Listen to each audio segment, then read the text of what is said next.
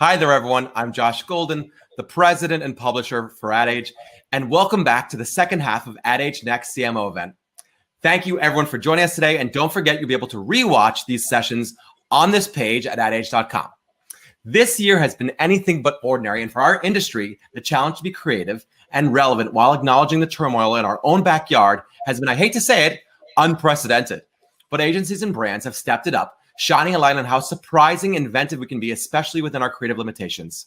And while it's been hard for marketers to keep up with the constantly changing consumer expectations, we do have the tools to get us where we're going.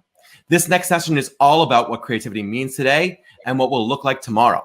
Joining me for this conversation is someone who knows a little bit about creativity and what marketers are looking for, Ann Lunas, Chief Marketing Officer and Executive VP of Corporate Strategy and Development for Adobe. And welcome to the conversation today. Hey, Josh. Thank you for having me. I'm so excited to chat with you. I'm a crazy brand fan of Adobe from both the creativity side of my agency days as well as measurement. You're all over, which is awesome. But I want to go, if I can, ask you a little bit about how much your brand has changed in this year. And then if you can add on to that, what you think people generically are looking to expect from brands today and how it's changed from a year ago. I think all brands have had to undergo tremendous heart and soul searching during this time because the expectations from customers have increased, accelerated. Certainly, everybody expects a great customer experience online. Again, thankfully, that's our business. And so something that we have been able, I think, to do pretty effectively at Adobe, but also help all of our customers do. I think creativity has never been more important than now. We have found that people are creating exponentially more than they were before the pandemic because they're at home.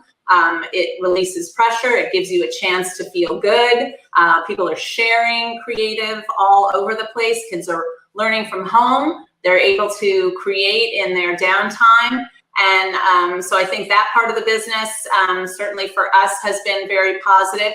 And then, we also have a document business with Acrobat, and people have never been creating more documents. You have to sign documents. There's no paper involved, thankfully. But I think just in general, brands have had to adapt quickly, and customers' expectations of brands reacting to them quickly has been pretty stark.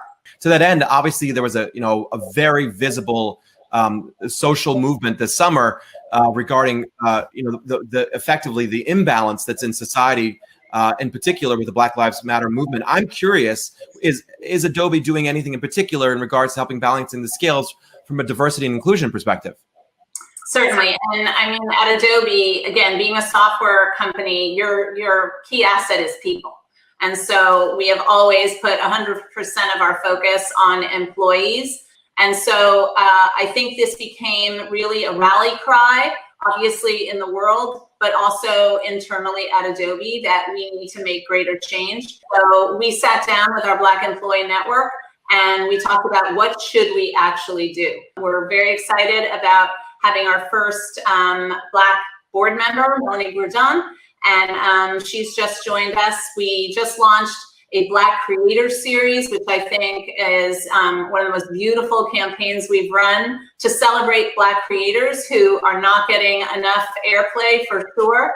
And so I really think the most important thing, let me add one more thing, which is really sensitive to the environment, not only in the area of racial and social injustice, but also in the area of the pandemic. And the minute the pandemic happened, we sat down and we said, what advertising do we need to pull? Do we need to do something on our website? And we literally went piece by piece, campaign by campaign, and said, what is appropriate at this time? Because we need to be sensitive, we need to be compassionate. Yeah, we want to sell stuff, but right now, the most important thing is to take care of our employees and our customers. And so I think that mindset, has kind of permeated every single part of our brand, and I believe most brands. We'll be right back with a conversation with Ann Lunas, the CMO of Adobe, in just a moment. But now let's take a look at what's coming up this afternoon at Ad Age Next CMO.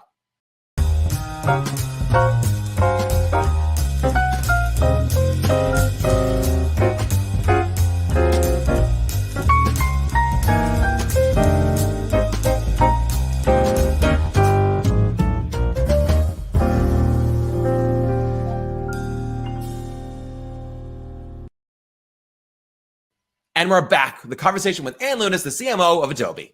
I'm wondering, what do you think the tools are really going to be for marketers and agencies into the future to use? For example, I learned Python over the last 12 weeks or so because I was like, I want to learn that. What do you think are critical skills are going to be from a talent perspective? From my perspective, you've never seen how important collaboration is than today.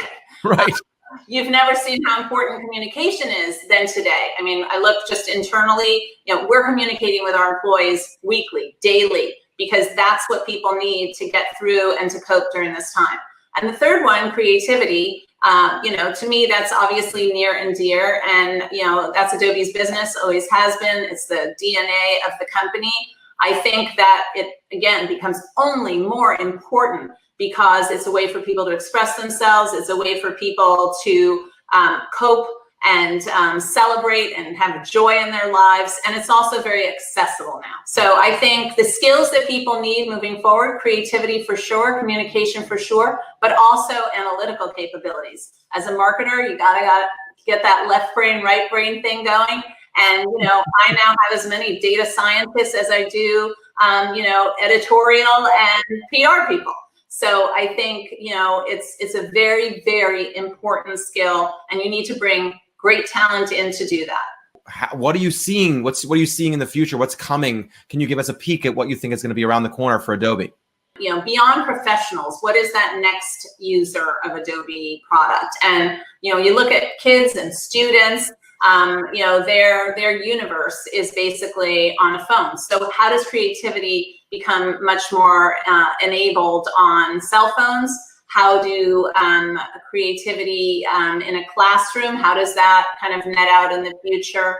How do we bring more people and create accessibility? We have Acrobat. We now have a capability where you can adapt as you're doing a PDF to those who are visually impaired. So how are you thinking about what people need in the future, but working off of your core strengths? I think, being able to look ahead, plant the flag, and then build the road. That's our goal. I like that. I'm going to start to use that one. I don't know whether you know this, Ann, but I'm an optimist. I'm a big believer in. You're an optimist, Josh. I have that feeling. It comes across. I just like to think that there's always something I can learn. What things have you taken away from this year that you want to keep and retain? And what would you be like, I'm okay letting that one go? I am just awestruck by what our employees have been able to do during this time. I mean, under the most difficult circumstances, we have done some of the most innovative work that I've seen ever, bar none. We took an event that was supposed to happen 3 weeks after the pandemic started, turned it completely digital. We then just did our biggest creativity event. It was literally a blockbuster with every celebrity you can imagine in the creative category. We had 11 million streams. So tremendous interest in this category, done flawlessly. We've taken and made beautiful campaigns for Photoshop, for our Acrobat products. So what can be done from home is, to me, outstanding. That's one lesson.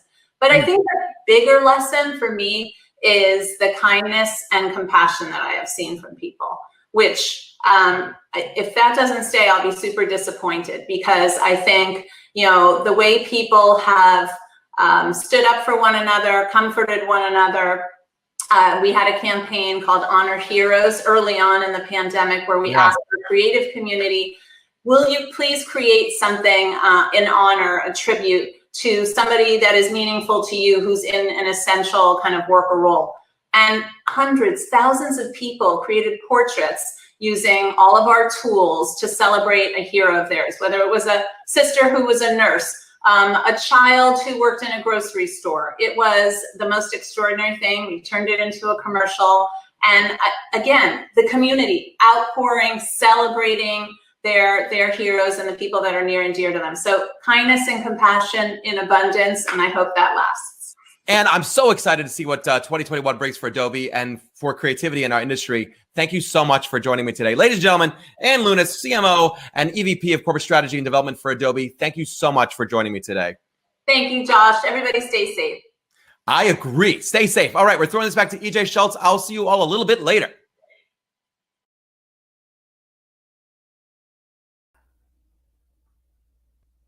Thanks, Josh. Happy to be back, and I'm happy to welcome on screen Kate Javeri, who's the Executive VP and Chief Marketing Officer of the National Basketball Association. Kate joined the NBA in 2019 after serving as CMO of Twitch, and before that spent time at Twitter as well as Facebook. Welcome, Kate. Hi, UJ. It's good to see you. So we have a lot to talk about, but I want to start by looking back just a little bit because the NBA, just completed an unprecedented season. Obviously, the season was shut down as a result of COVID, and you started things back up in the so-called Orlando bubble, and was able to get through and actually play a championship and crown a champion, of course, the Los Angeles Lakers. But from a marketing perspective, kind of what was that journey like for you? Last season was really challenging and emotional for us as a league. We started the year with the sudden and devastating deaths of our former commissioner, David Stern, and then, of course, Kobe Bryant and his daughter. And then we found ourselves on the front lines of a global pandemic and the fight against systemic racism. And so we really had to look at how we were going to engage our fans and how we could stay true to who we are as a brand, and really thinking from a marketing standpoint about putting fans at the center. And as we, like many leagues, had to consider how to put on a basketball game in a fanless, single-site environment, how could we keep our fans engaged and excited throughout all of that? And so we knew we were going to have to try different things, and it accelerated a lot of the innovations that we'd already been working on. We had a number of broadcast innovations, including new camera angles and new audio from players and coaches. We also had my personal favorite, which is a virtual fan experience, where every night 300 fans could join the game via Microsoft Teams Together mode and cheer on their favorite team and chat with one another. And over the 172 games that we had during the restart, we had over 60,000 fans participate in that virtual fan experience. So there were a lot of ways that, from a marketing standpoint, we really leaned into helping our fans to connect with the players and the game that they love at a time when we knew that everything around the game really had changed. So from a personal level, I'm sure during a regular season, you're probably out going to different games, touring different arenas, meeting the team marketing officials, et cetera. Did you get down to Orlando ever? Were you able to get down there and take it in? I did not go to Orlando. We were really conscious about maintaining the health and safety protocols. And so we really limited the number of people that were in the bubble. And so I had the pleasure of watching it all from home, just like the rest of us. And you already talked about the virtual fan experience, which I think is one of the slicker things we've seen from a sports perspective. And I know you were able to get some sponsorships with that, Michelob Ultra.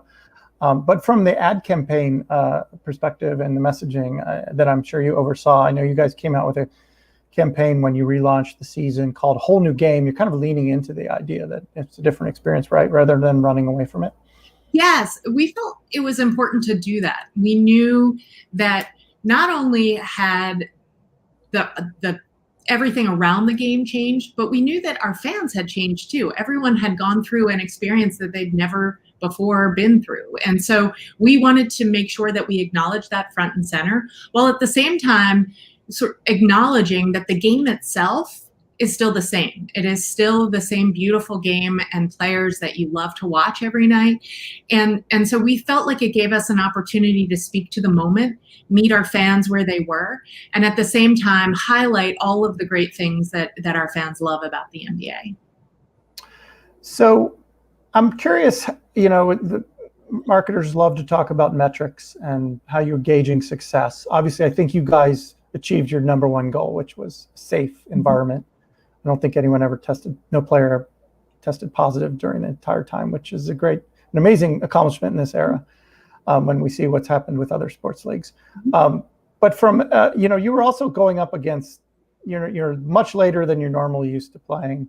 You're competing against the NFL, baseball for a time. Basically every sport was happening at once, it seemed. And there was obviously a lot written about the rating situation, ratings down. how did you guys view it? What were your metrics?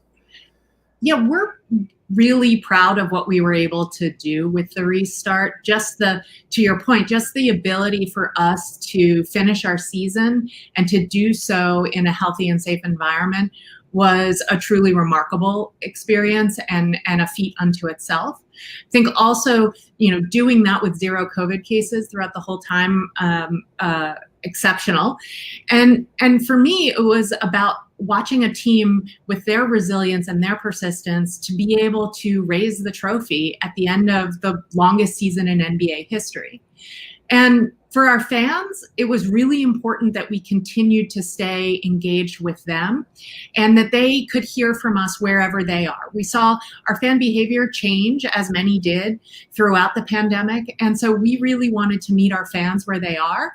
And we saw a lot of that on digital. We have an enormous digital footprint, and especially across social, with over 1.9 billion followers across team, league, and player accounts.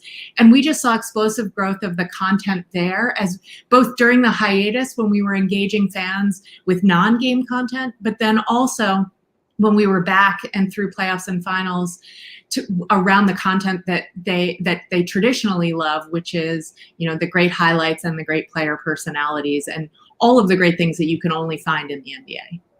So I'm going to come back to the whole discussion around digital media and social, because I know that's what your background's in. But before we do that, let's look ahead a little bit to the next season, which unbelievably is going to be starting in less than a month. It feels like you just got finished, right? December 22nd. But, you guys recently announced, December 22nd, teams will be back playing in their home cities again without fans, though, right?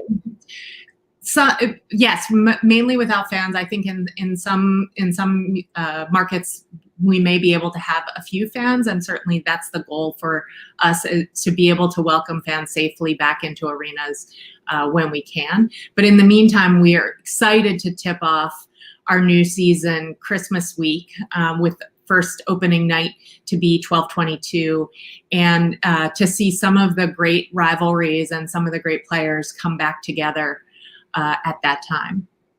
So I'm used to, as an NBA fan, I always kind of mark the season around Halloween and know that, okay, the season's here. And then you have the whole first half of the year, and then Christmas comes, and it's a huge marketing event around Christmas in the NBA. It's a tradition to watch NBA on Christmas Day. But now it's all being condensed into kind of one period of time, the start, and then 3 days later, you've got your Christmas slate that I know you guys just announced. What's the challenge for you as a marketer, getting fans to engage again in the league, that maybe they just feel like, oh, I just watched this, I need a break. What's your mindset? Yeah, I mean, it is a new time for our fans, but traditionally Christmas is a time when we know our fans like to celebrate the holiday with us, and we've always had a really great presence on Christmas. So we were excited to have tip-off roll right into one of the biggest events of the year for the NBA. And it felt really natural for us to think about how to re-engage and re-energize our audience around this specific time of year, because as you mentioned, we do usually have a big campaign now. And so we really found that it's about lifting up those amazing and incredible storylines that we saw coming off of last season, whether that's, the up and coming talent that we saw through Donovan Mitchell, Jamal Murray, and others, or whether it is, some of your favorite players back on the court after a while. There are amazing storylines that we can't wait to bring forth and to share with our fans, and really to continue what we learned during the restart about meeting our fans where they are with messages that they care about. You mentioned it at the beginning, but the NBA, of course, has a well-earned reputation as being a very socially progressive league. And I think you guys have set yourself apart from other pro leagues historically, letting your players speak their minds and take political stances when it's, other leagues might try to clamp down on that. And you mentioned that the restart last season, a big part of it was plugging into the social justice movement that was happening. I know you guys had Black Lives Matter across the floor, but there were a lot of other things that happened. But when we look to next year, what is on your agenda when it comes to social causes? Yeah, for us, we've had a long history of being focused on racial equity issues. And really, we're a values-based organization, and that has led us for the last almost 75 years. And as we looked at last season, we definitely knew that we wanted to use the restart together with our players to raise up this issue and to continue to talk about it. And you mentioned that we had messages on jerseys, messages on the court. But I think what we heard from our fans is they wanted to move beyond the rhetoric and into action. And so that's really what we did as we looked through the end of last season and coming into this season.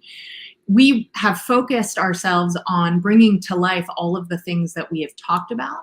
So coming out of last season, we used quite a lot of our platform to drive voting initiatives, and 23 teams and 6 G League teams used their practice facilities or their arenas for voting related activities. We did a number of things around get out the vote activations, and we continue to do so for the open elections now.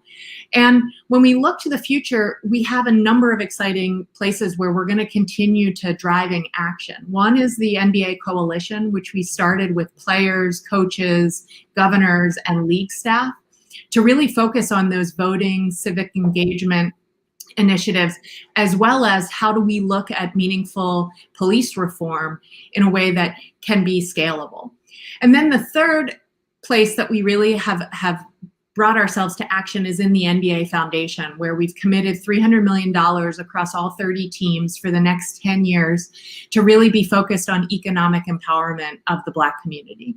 And so for us, it's about living our values. And fortunately, our audience and our fans, who are among the youngest and diverse in all professional sports, share those values and look for us to continue to bring that action to life.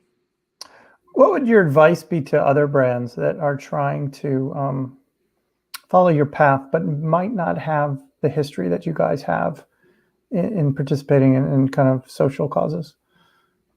I think it's important to start with who you are as a brand. And for us, this has always been part of who we are, going back 70 plus years to when players crossed the color line to play for the NBA. I think for us, it's been through and through.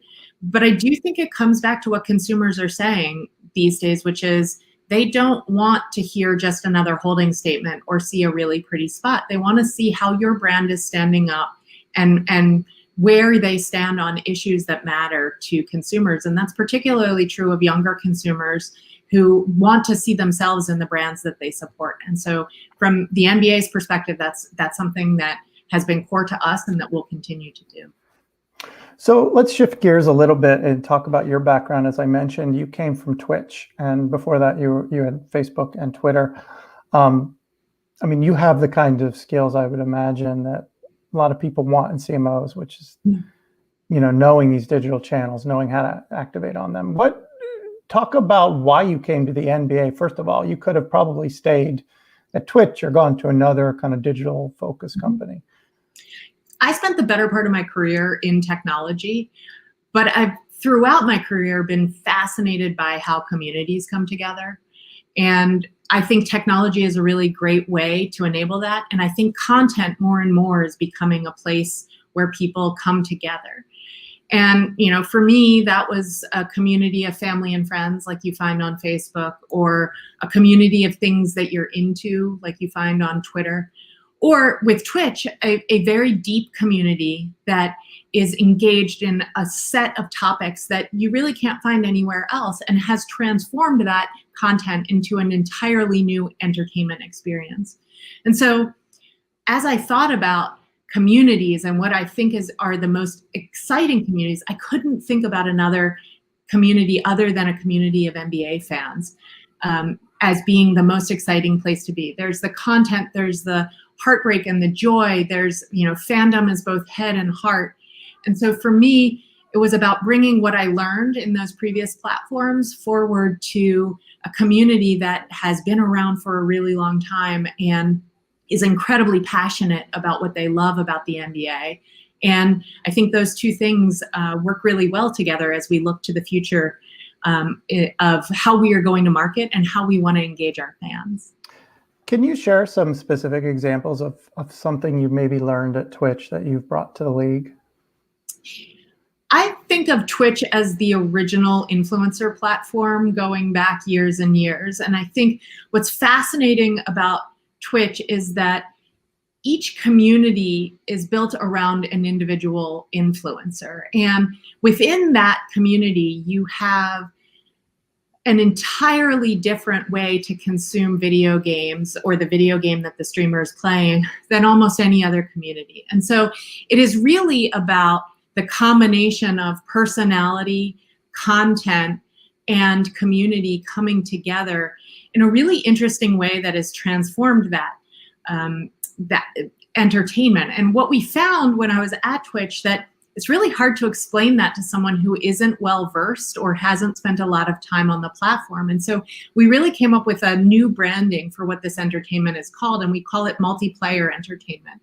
That it is the idea that, like games, a lot of people come together to create this entirely new kind of entertainment.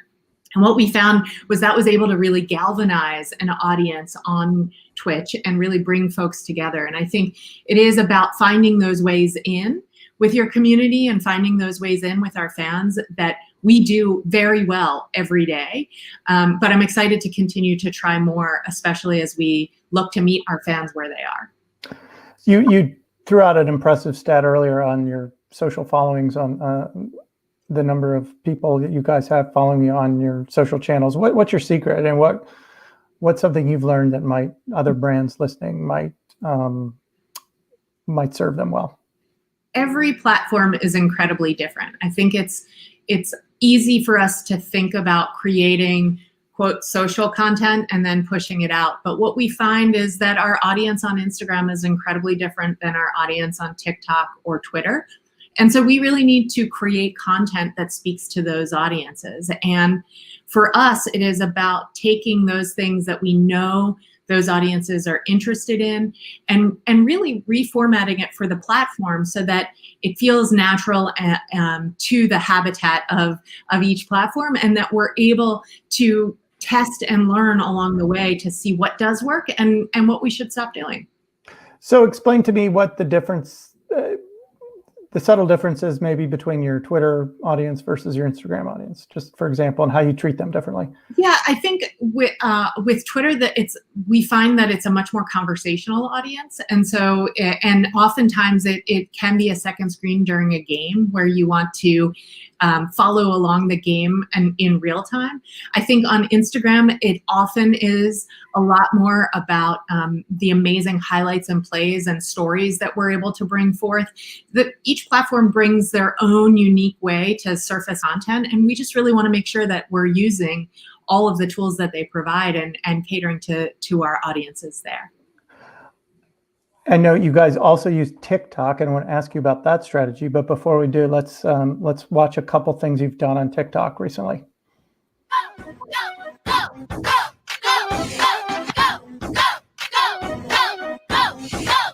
Who's next?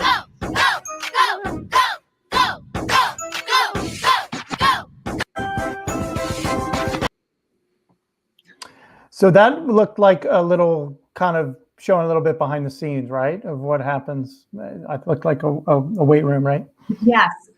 So we use TikTok in a variety of different ways. We are the most followed sports league on TikTok with 12 million followers.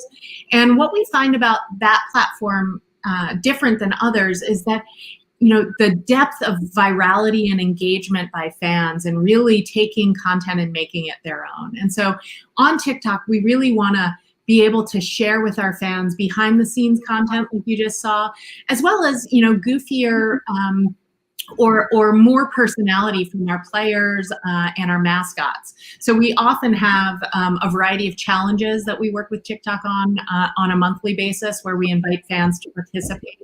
And then, of course, we have, you know, our standard hashtags every week, like Mascot Monday, Talent Tuesday, and Workout Wednesday, that we really provide content that is unique to TikTok, and we see really great engagement from our fans there. I had another quick one I wanted to show also.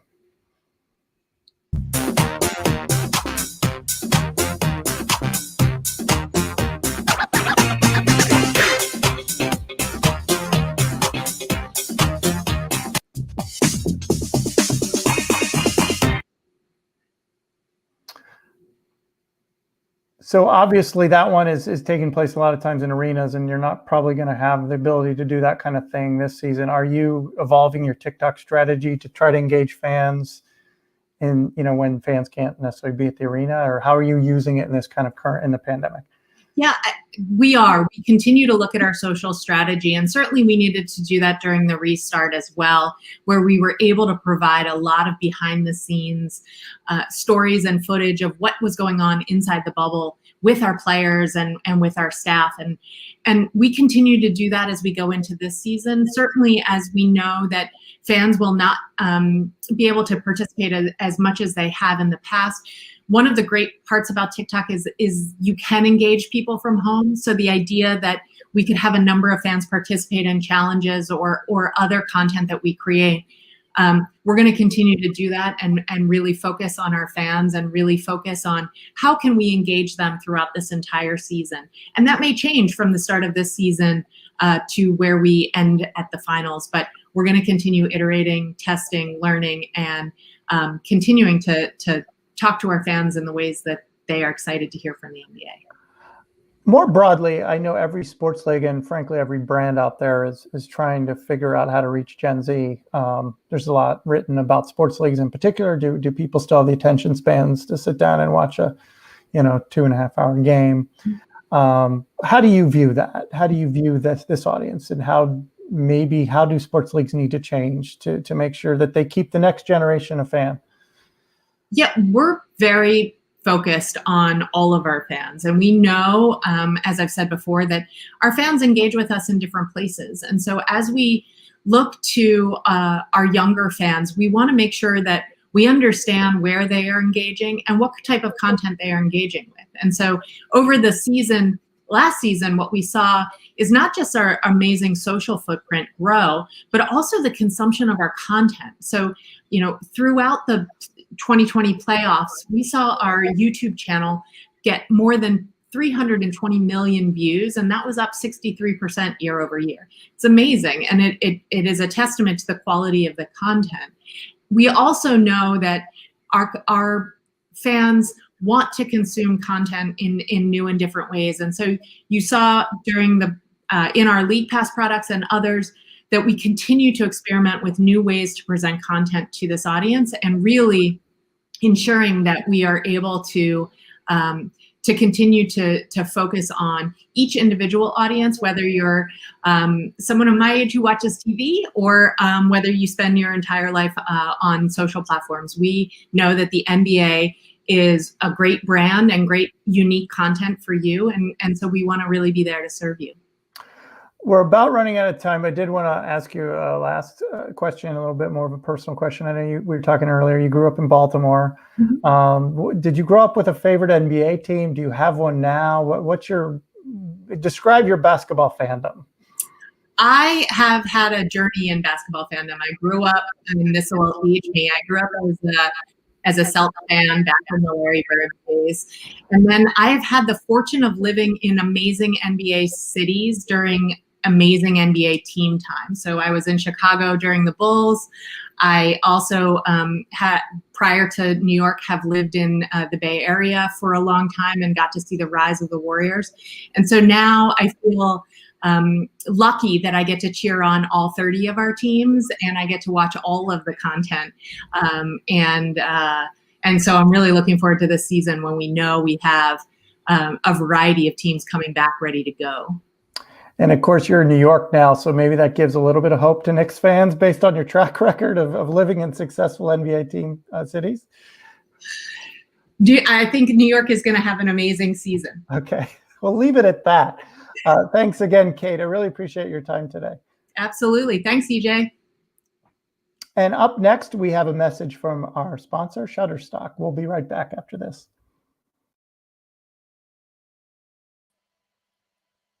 Hi, everybody. Gosh, I just love the idea of the Knicks winning something in the new year. Thank you so much, EJ and Kate, for those thoughts on the NBA.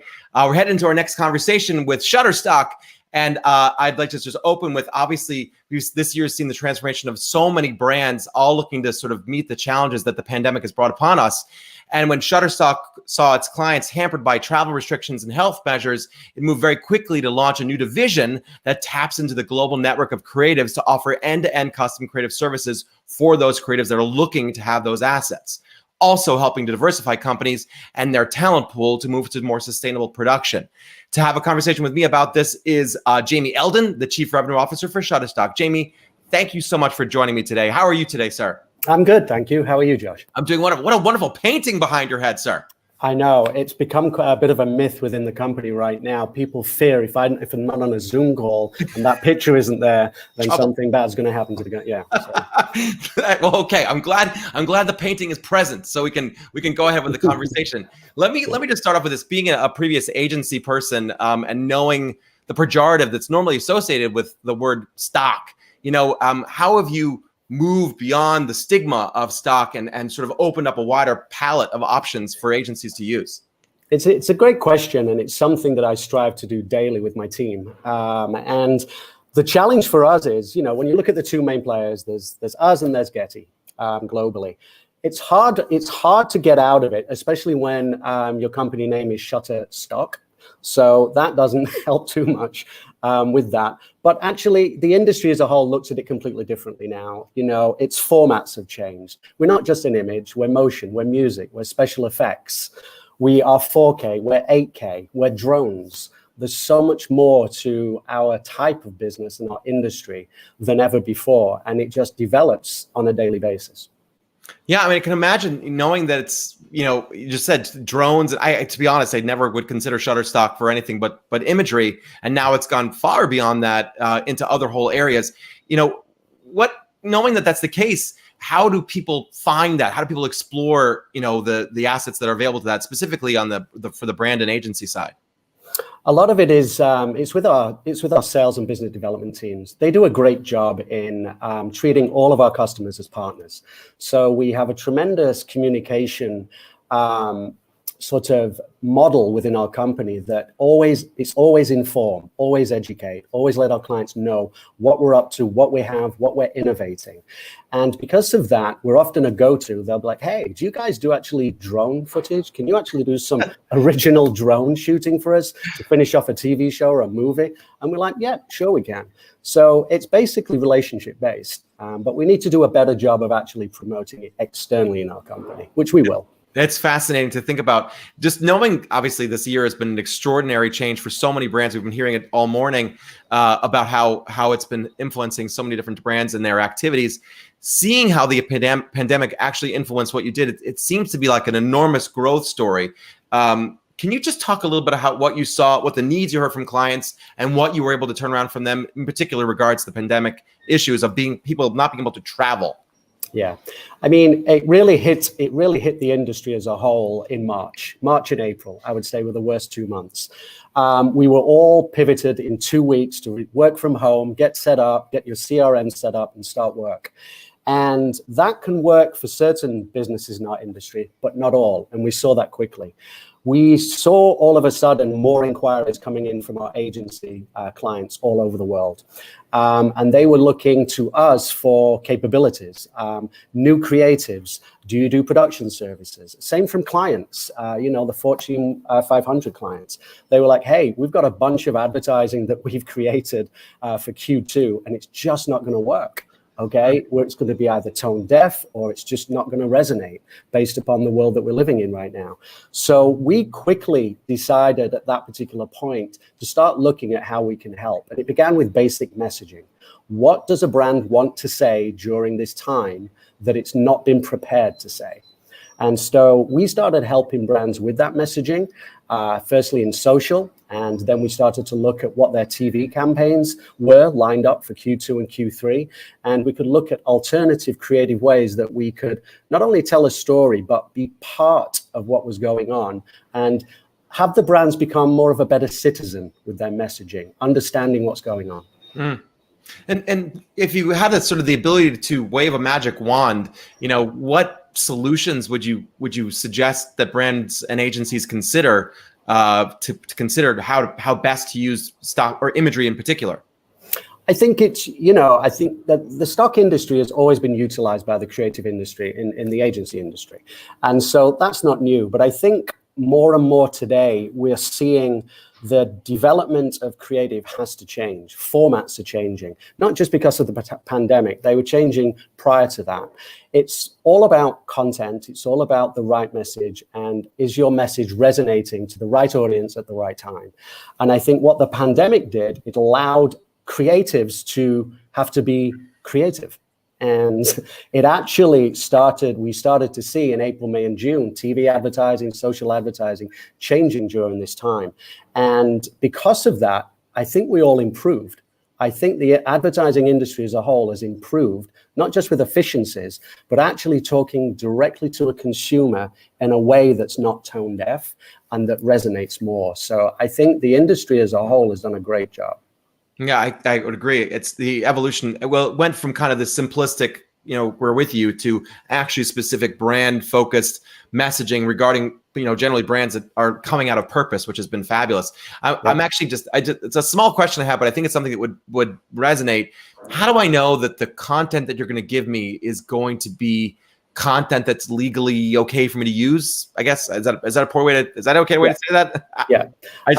Yeah, that's something in the industry, which is obviously a constant challenge. When you look at the two major players, again, in the industry, Shutterstock and Getty, we both operate according with all licensing, copyright laws. We do it efficiently, we do it effectively, and we follow the guidelines to support not only, our creators, but also to make sure that the brands and agencies that we're servicing, are clear to run. What we have seen during the pandemic was we had to go above and beyond in terms of clearances for image or footage or actual custom content that we were making for brands. And that was because we were developing new content for an agency that's not used to working maybe with a company like Shutterstock. And they were like, is this cleared? Can we use this piece of footage of Times Square empty at 10 p.m. at night when it's normally packed, but there's a couple of people in the street? Is that cleared? Can we use that as part of a commercial? Can we use that in our social ads? So we actually elevated and enhanced our insurance product and created a product called Asset Assurance, which gives the peace of mind to brands and agencies like, hey, we've not only cleared it, but it's good for use on all screens, in all territories, and you're good to go. And so that was something that we had to come up with pretty quickly. Yeah, thank God you guys did that. It must have given a lot of people tremendous comfort. I guess looking at how you evolved so much in this year, what are you looking to stick with for 21? And then actually, let me bring this up. I happened to see this morning, we got the first picture of a vaccination. Do we have, Max, can we put that up? There it is. This is the first woman who's being vaccinated in the UK. Is that right, Jamie? That's correct. We got this picture and we're very proud of it. And it's out on the wire today. We're licensed all over the world. God bless that. Oh, God. I'm so excited about that. But that brings up this great question. Seeing how much the industry has changed so dramatically, what are you going to stick with that you've changed? How are you going to continue to evolve? I think if we've learned anything out of this, we as a company have to keep on innovating to meet the needs of our partners and clients. But I think communication, being human, and really listening to what clients are looking for is more important than ever, because the way that we're shaping and innovating and growing our company, it's based off of the intel and the listening we're getting back from our clients and from our agencies all over the world. So we're going to be taking what we were able to do during the pandemic, which was basically set up a global production company to service brands and agencies all over the world, turnkey, and get the job done. We are going to be doubling down on that even more as we move into 2021. And that's not just pandemic based. We've opened the eyes in this industry to agencies and brands that are like, wow, you guys can actually produce a commercial for us in Brazil without putting anybody on a plane from New York or LA. So we're not getting on planes, we're not staying in hotels, we're not hiring cars. We can use local talent, cinematographers, directors, producers that are connected to Shutterstock to shoot that content. But more importantly, we're shooting it with local talent, diverse talent, bringing more of a actual piece of content that will resonate at all levels. And that has been a huge win and upside for the brands and agencies we're working with, because brands today are trying to manage their carbon footprint, promote sustainability, and become more diverse. We managed during this pandemic with scaling up our production company to deliver that at scale. And so that's been an inherent benefit to everybody concerned in the chain, that it's like, hey, we can make content not only for less, but at the same quality.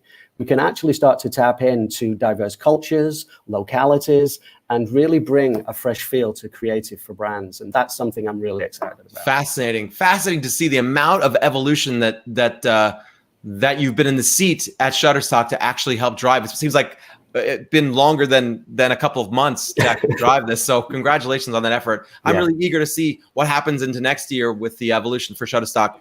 Ladies and gentlemen, Jamie Eldon from Shutterstock, thank you so very much for joining me on this conversation. I really appreciate it. I appreciate it. Take care. Be safe. Okay, take care. All right, we're throwing this to Jessica Wall, who will be discussing the future of in-house agencies. Jessica, how are you? I'm great, Josh. How are you? I'm terrific. Take it away. All right, I will. Once again, I'm Jessica Wall, and I'm happy to be joined this afternoon by 3 experts as we discuss the future of in-house agencies. With me today are Chris Bellinger, the VP of Creative and Digital at Frito-Lay North America, Joanne Davis, President of Joanne Davis Consulting, Inc., and Spencer Gordon, VP of Digital and Draftline at Anheuser-Busch. Hi, everybody. Hi there. Hello, how are you? Great.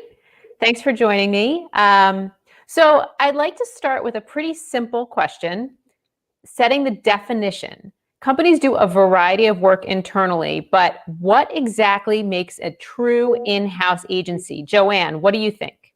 An in-house agency might be creative services, but it might be an agency. An agency does everything from soup to nuts for the most part, but don't make the mistake that creative services resources who can churn out emails and texts and repetitive brochures are an agency. And that's why companies like the guys on this call with us have a combination of both. Right. So it's not just creative services, it goes beyond that. So let's talk a little bit about what Chris and Spencer do at their companies, and then Joanne will bring you back into the conversation as well. So Chris, you had years on the agency side before you went in-house at Frito-Lay, and you actually worked on some Frito-Lay brands when you were on the agency side as well. So you've seen both sides of this. Can you tell us a little bit about what you miss about agency life?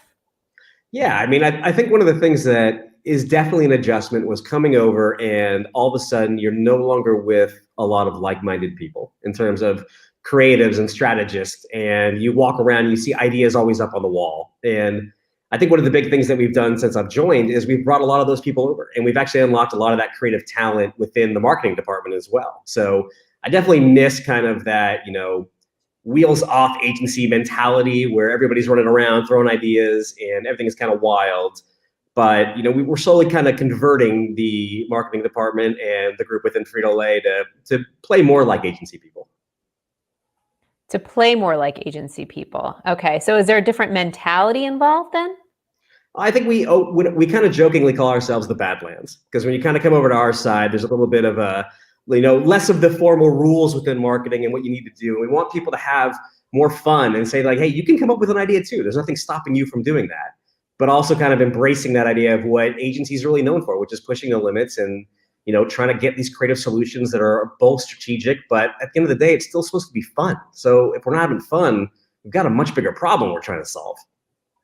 Okay. And then Spencer, you have a different background before you came to the in-house agency life. You were on the in-house marketing team side of the business, right? So you came up through the ranks at Anheuser-Busch.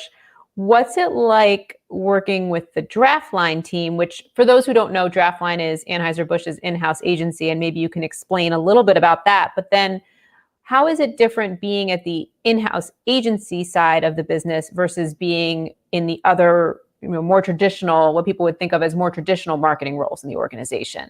Yeah, sure. So I've been with the company a little over 8 years. I've hopped around all different roles and functions. So brand, digital, media, internal resource allocation. And I started the Draftline team a little over, right around 3 years ago. So for me, I think what's been really interesting from my perspective, I've never worked at a creative agency. I've never worked in any role that's on my team. And I think it's given me a whole new appreciation for a few different things. One, I totally feel for the external agencies in terms of timeline, stakeholder management, dealing with a lot of different things. But it's given me an appreciation to get closer to the creative, to work with different types of people. I think Chris kind of mentioned it. It is a little bit different of a culture. It's more, I would say, it's a little bit more fun, a little bit just looser in the sense that it's trying to replicate what you have in an agency. So I think for me, it's been an amazing experience. Something now that I encourage a lot of people to do is move back and forth between Draftline and Anheuser-Busch, because I think it's a great way to kind of teach people the value of digital marketing and creative. Okay. And Joanne, when you look at the in-house agency model and how it's changed perhaps at companies, what are you seeing that's making it maybe work better? Do you think it's working better than it had been in the past? Because I feel like there are a lot more companies talking about an in-house agency now than there were a few years ago. Yeah, I think we've just seen evidence of it with Chris and with Spencer. It's companies are taking the responsibility more seriously and putting better talent in the leadership roles. It's if we want to, there were always good reasons to have internal agencies or creative services, to stay closer to the brand and to be aligned and to not have, the old thing of if you don't have to pay an agency, don't pay an agency, do it yourself. But for it to be successful, you need the right kind of talent and mindsets leading the agencies. And what I've seen over the years of consulting with a whole host of clients, some who have them, some who don't have internal resources, is the talent upgrade. Instead of taking somebody who was there forever, who was good at direct mail, and putting them in charge of creative services, it's recruiting people. I mean, I think about two of the best examples of phenomenal in-house agencies, real agencies, are Target, which is led by Todd Waterbury, who spent 16 years at Wyden and Kennedy, and Ty Myron at Apple, who your good publication, Jessica, Ad Age called Tor the guy who turned Gray into a creative powerhouse. So it's the talent that's changed. And do you feel like the talent at agencies is more willing? I mean, Chris is an example, but are you seeing people at agencies more willing to make the leap to in-house? I definitely do.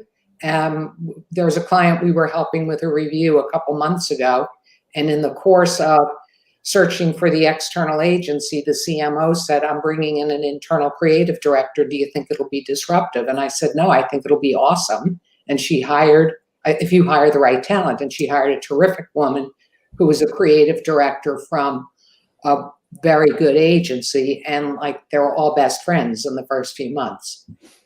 Okay. So let's talk a little bit about actually setting up an in-house agency. And any of you can jump in on this one. I'm curious when a brand should actually set up an in-house agency versus just having internal creative services. I mean, I can jump in real quick. I think one of the biggest indicators that you should, or that it's time to do that, is, are you actually committed to doing that type of work internally?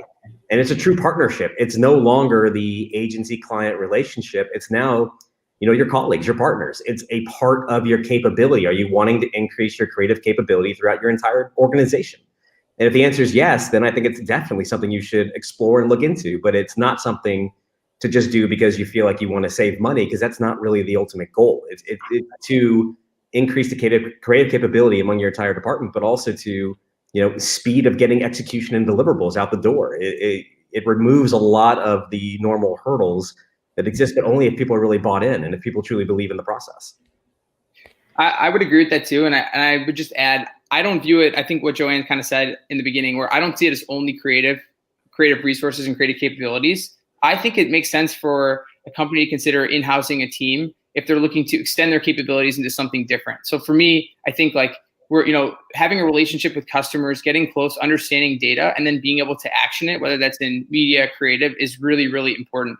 And so for me, creative is one of the solutions that you can bring to the table. And by having an internal team, you can work really, really well across various brands or across different departments with external agencies and kind of have people focus in what they do best.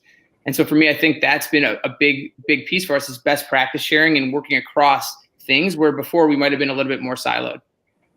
Okay. Jessica, Chris is right. It's not about saving money. And and I've been through this dozens and dozens of times. Any company who thinks I'll have an internal agency and I'll save money is absolutely wrong.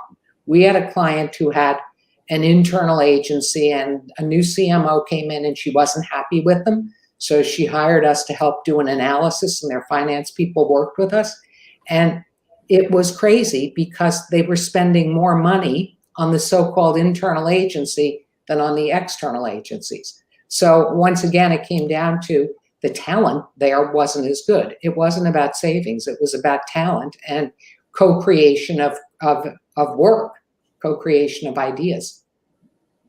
Right. So for those CMOs or those CFOs who might be watching right now, just because you start an in-house agency doesn't mean you're going to save any money. That's one big takeaway from this, right? Because I do think that that's sort of the idea that people get in their minds about this is, oh, we can bring this in-house. We can cut down on the costs. We don't have to travel to see these people. We don't have to pay for their travel, right? And well, now nobody's paying.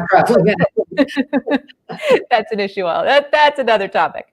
But is it still the case that most brands that do start an in-house agency still work with external partners? I know at Frito-Lay and Anheuser-Busch, that's definitely the case.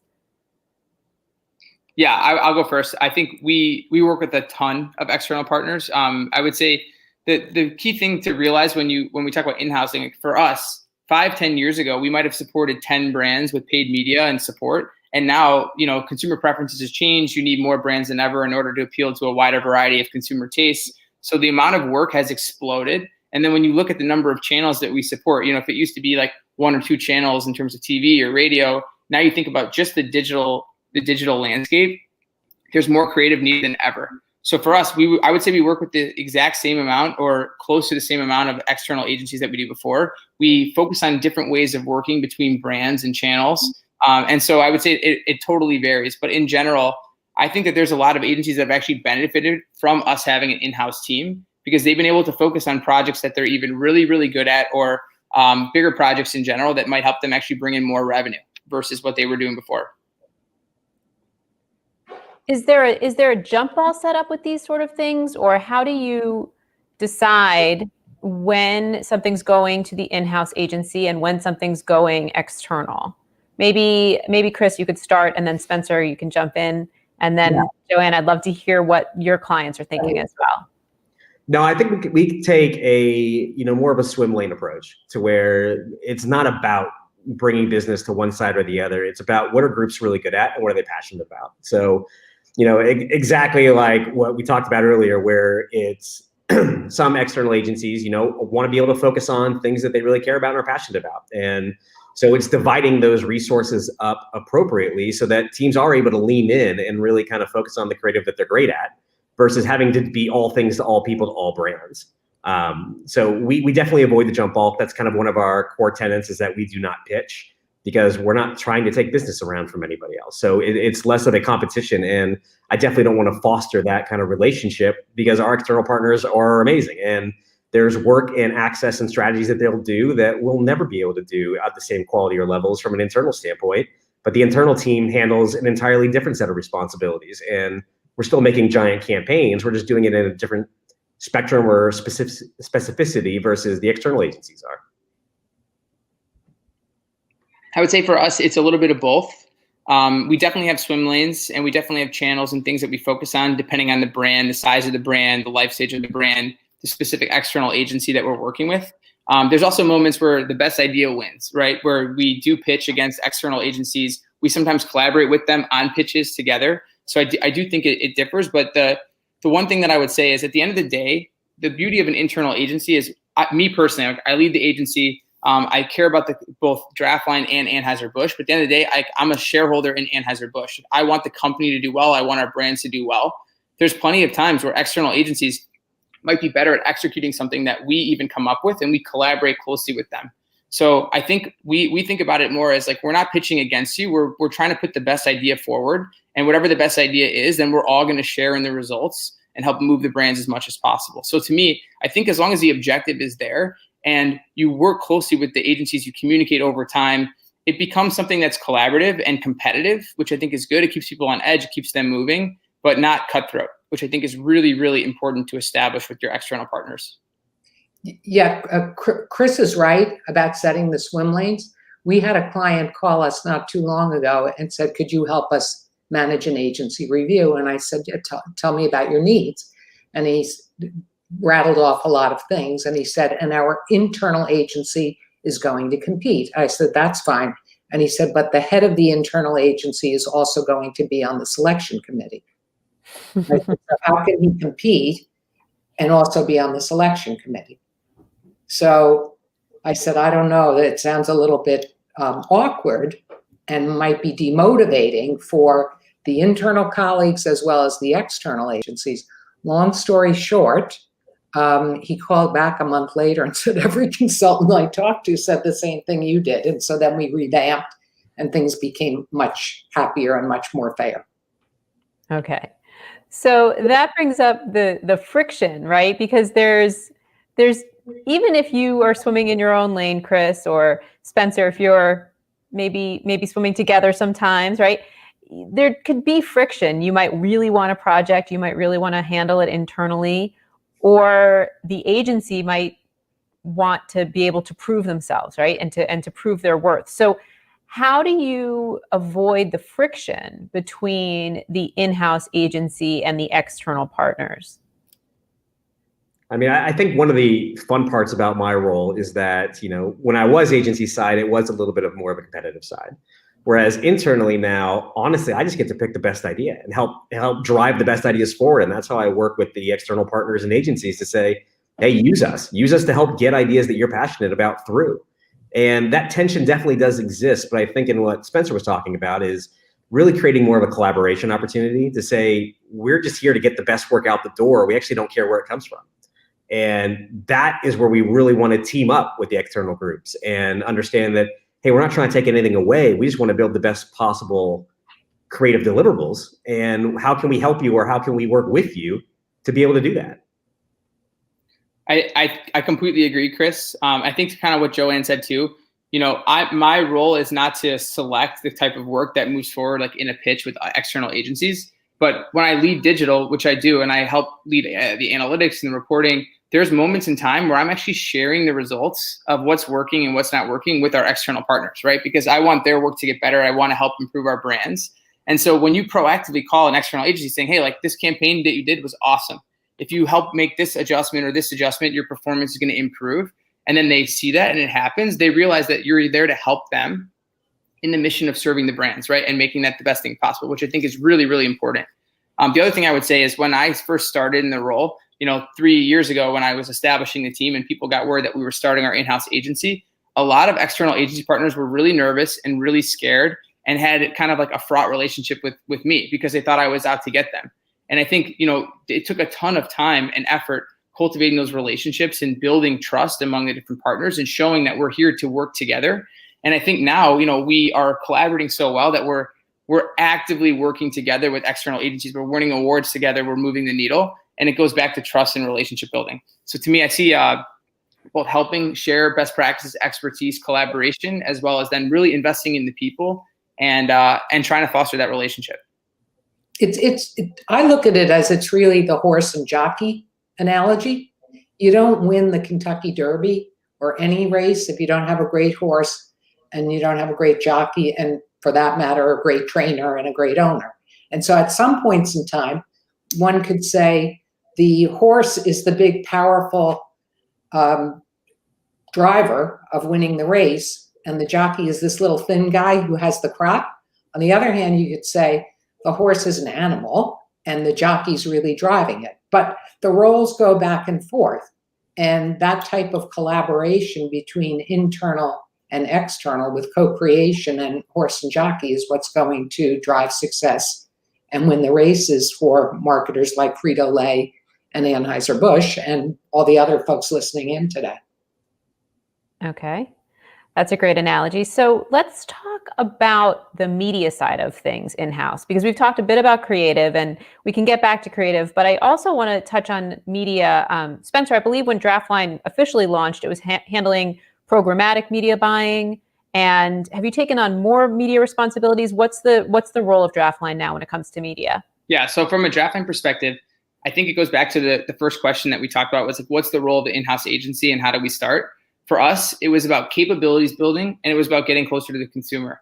So we started with programmatic media buying and data collection as like, how do we learn more about the consumer and how do we make sure that we're reaching them the best way possible? And slowly but surely, we added different services. We added creative, we added strategy, we added influencer management, we added production to help then come up with the creative solutions to move those things forward, right? I think for us, the reason we started with media, it was much closer to our wheelhouse as a corporate marketer. It's a huge investment, talking with the same partners, doing with the same strategies, but really allowing us kind of like optimize our own teams and ways of working and investments a little bit better, and give us transparency on how we're spending our money. And then basically using different savings and efficiencies that we have to reinvest in other things, which then helped us build the creative solution. So I think the creative portion of it, the in-house agency, is definitely like the sexier part.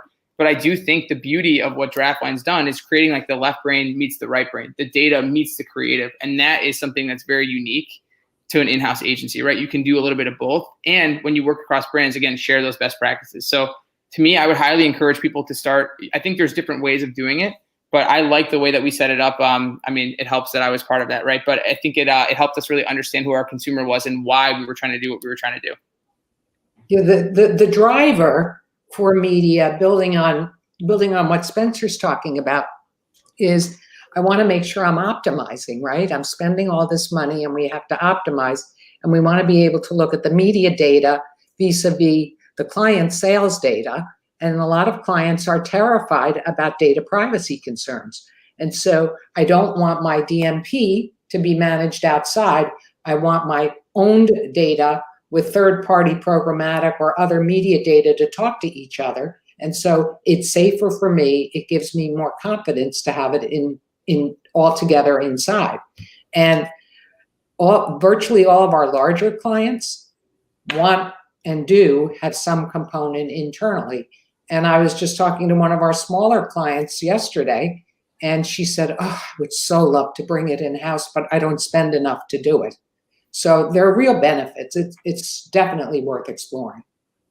Okay. So do you think that does it seem like more brands are interested in bringing more of their media work in-house then, Joanne? In my experience, the clients, especially the ones that spend, 50 million or more, the ones that are 20-ish, 30-ish million can't really cost justify it because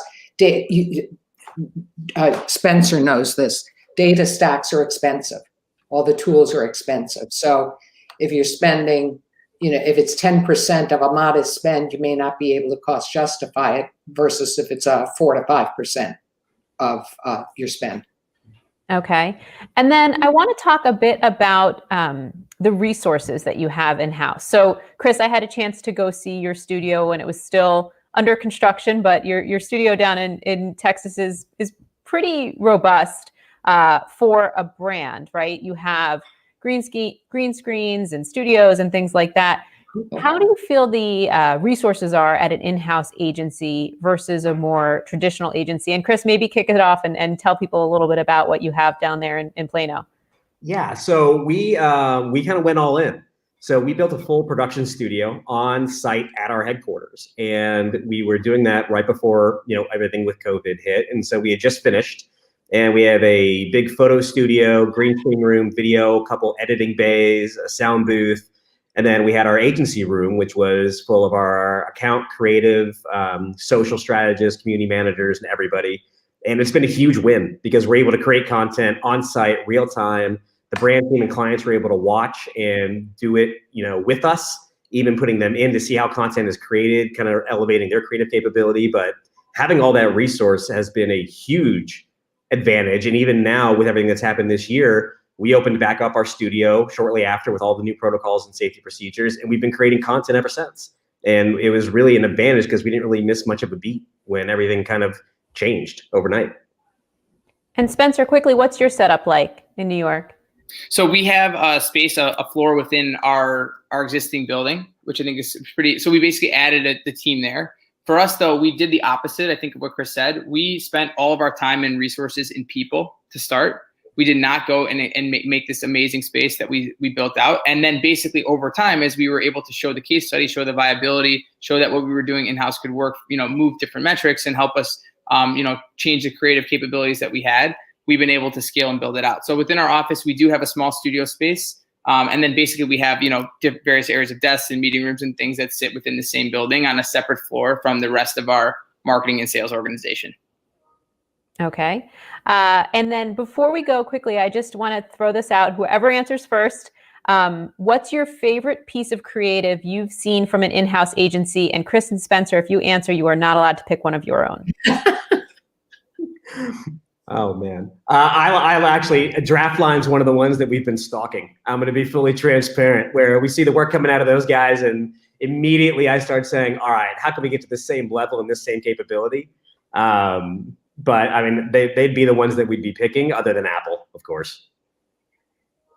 So it's funny, Chris, that you say that, because when I was first starting and we were thinking about doing it, we were looking at Pepsi, right, and the various areas across the board that you guys have kind of established over the years. But I think for me, like it's cool to see different agencies and what they focus on. I think a lot of the tech companies do a great job of helping to, iterate creative really quickly and use data and learning. So that's been our focus, is like, how do we actually pair data with creative? So I think Spotify's a great one. I think Apple's a great one.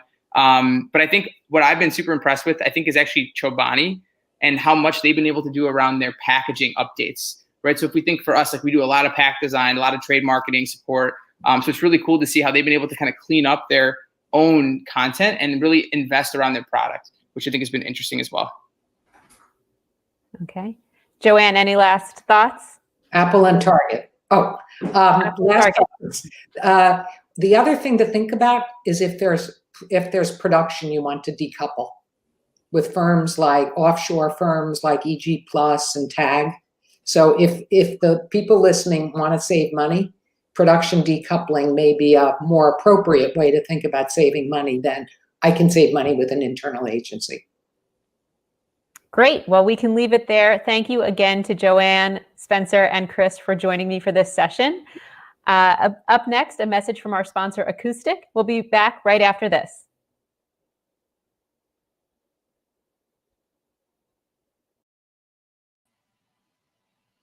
Thank you, Jessica. It's lovely to see that love fest between your last panel, how much they're enjoying one another's content. That's awesome. As for our next session, we're going to head straight into technology, going deeper there. As everyone knows from our panel that we had earlier days, probably you all also know this yourself, the role of the CMO has grossly changed, not just in the last year, but in the last 5 years, that everyone has a different responsibility level versus just marketing communication. Now it's technology and evolution, and seeing the different ways that the role has changed has been, enormous. And not only keeping your finger on the pulse of the cultural trend, but also just think about the technology opportunities that you have and the different levers that each marketing organization can pull to make that happen, to communicate the best way you can to customers. To discuss how the pandemic has really changed the CMO role and how they can best leverage the technology tools at their fingertips, I'm going to bring on Norman Guadagno, the Chief Marketing Officer for Acoustic, and I have a conversation about that. Norman, how are you, sir? Hi, I'm great, Josh. It's great to be here and chat with you today. I'm super excited to do it. Before we jump in, just to give everyone a baseline education, give me 30 seconds on what Acoustic is so that they know how they can potentially see it in their tool set. Absolutely. Acoustic is a marketing technology platform.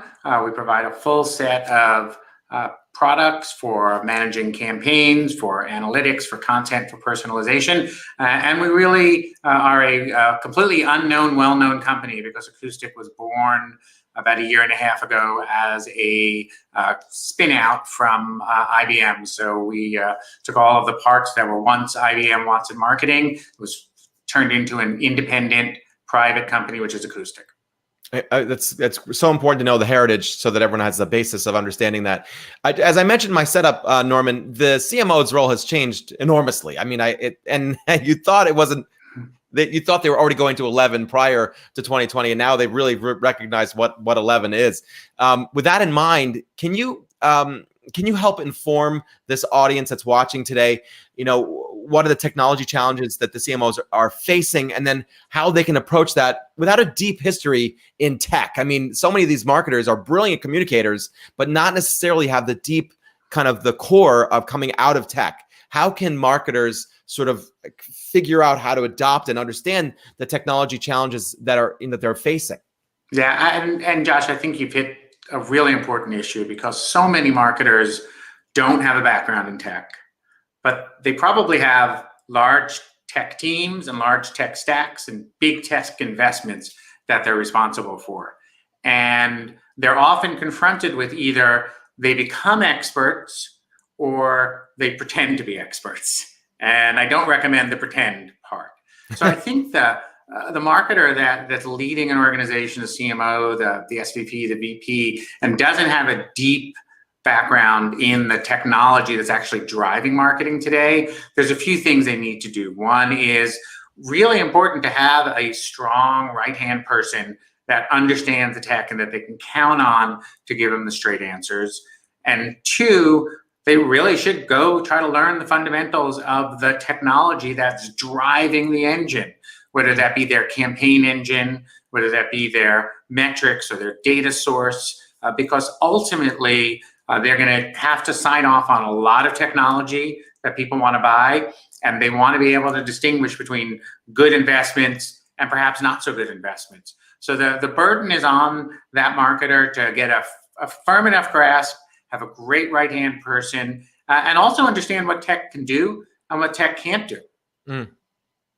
I think that when you think about, it's funny, I have conversations all the time with marketers that off the record share with me that they rely on Ad Age and other media to help them be less unfamiliar with something that they might not necessarily know a lot about. For example, years ago, it used to be programmatic. Like, they didn't fully grasp what programmatic was, or perhaps the death of the cookie. What does it really, really, really mean? So given the opportunity to sort of have this moment of education for the marketers and the brands that are listening, maybe you can offer some information to them that they could take advantage of without obviously being too one-on-one. I think you're dealing with sort of a very senior marketer. What are some of the best practices that you would offer or suggest that they go and sort of go incorporate into their teams? Yeah, and it's funny, you sort of think about this notion of the sign of a good executive is being able to become a passable expert in a morning, right? Because we all have to do that all the time on, oh, wait, I have to talk about this. Okay, I'll go to Ad Age or another information source to become a good expert. But I think for technologists, there's a few things that are some best practices, and we can think about right up front.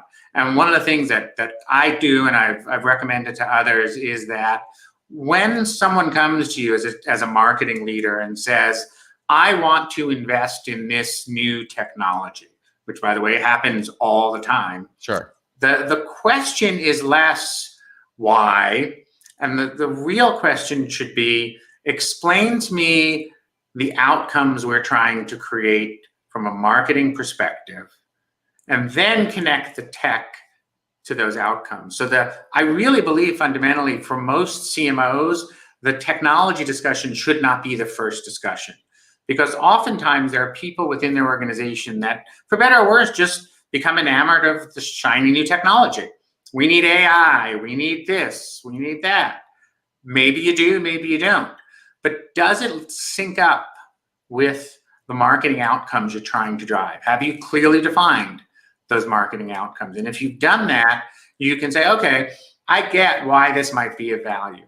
The second big sort of tool that I often recommend people use is to ask the following question. If you're looking at new tech or you're trying to solve a problem and someone says, hey, this tech will solve the problem, it's only X $100,000 or $1 million. The question I always want CMOs to ask is, well, looking at our existing tech stack, is there anything we have or any combination of things we have that could solve 80% of the problem that this new technology is trying to solve?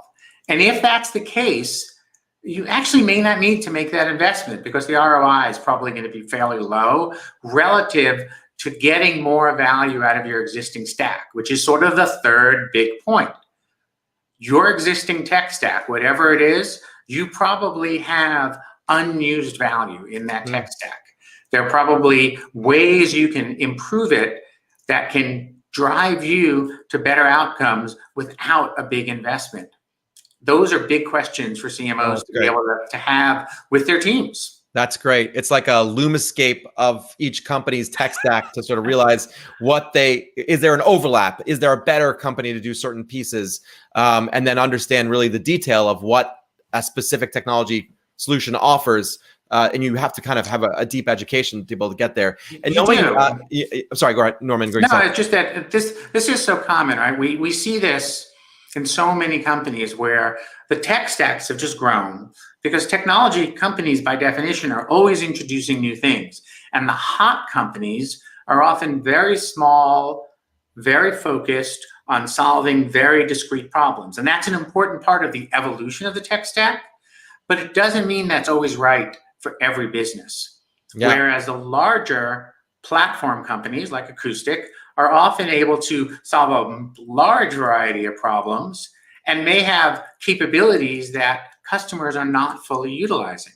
That's the balance that you have to strike when you look at technology that you don't have and the technology you do have. Yeah, I got to say, Norman, as a CMO yourself, I have been, I'm guessing that your marketing plan has changed for how you market. I'll admit to you, as a focus group of one, I feel that I hear your message constantly. I'm a big NPR listener, and I feel like, oh my gosh, Acoustic is just killing it right now. How have you changed how you're marketing your message out there? Yeah, we've definitely changed, and the question really, Josh, is how have I changed it today? Because it seems like it's an everyday change, and I'm glad that you're hearing our advertising or even seeing our ads in the Ad Age as we've done. One of the things that we were tasked with early in 2020 was starting to build a brand, because we were a brand nobody had heard of. We were created less than 2 years ago from nothing, and so I launched a brand campaign. In fact, my very first ad for the brand campaign went live on March 16th, the same time much of the US went into lockdown. So we've had to be very, very nimble as we've gotten through. But the fact of the matter is that nimbleness has really come through. I have a small team.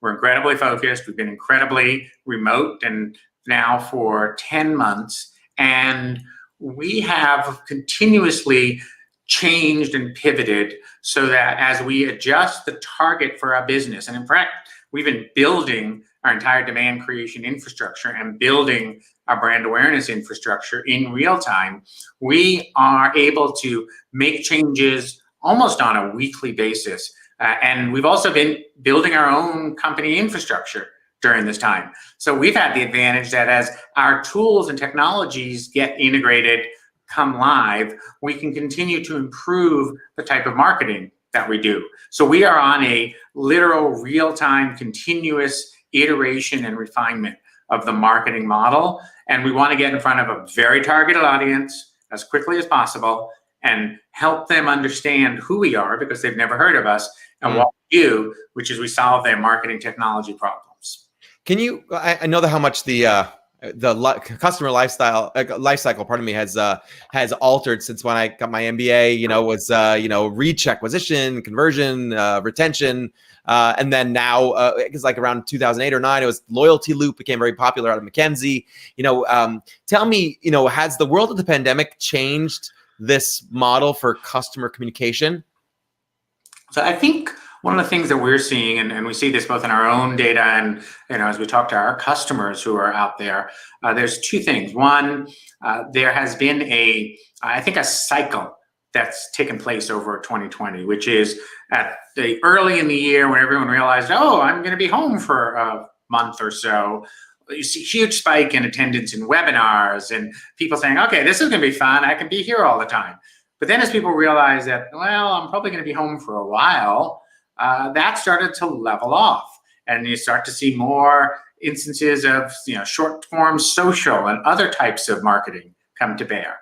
The thing that, however, has remained constant and has grown across the board in 2020 has been email. Email continues to be a marketer's best friend. Interesting.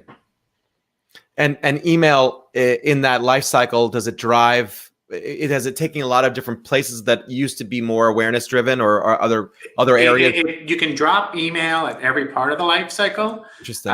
Awareness, right? You have to build awareness somehow. We're doing it digitally. Other companies are trying to figure out how do they break through. DTC brands are great at using social to break through and get awareness early on.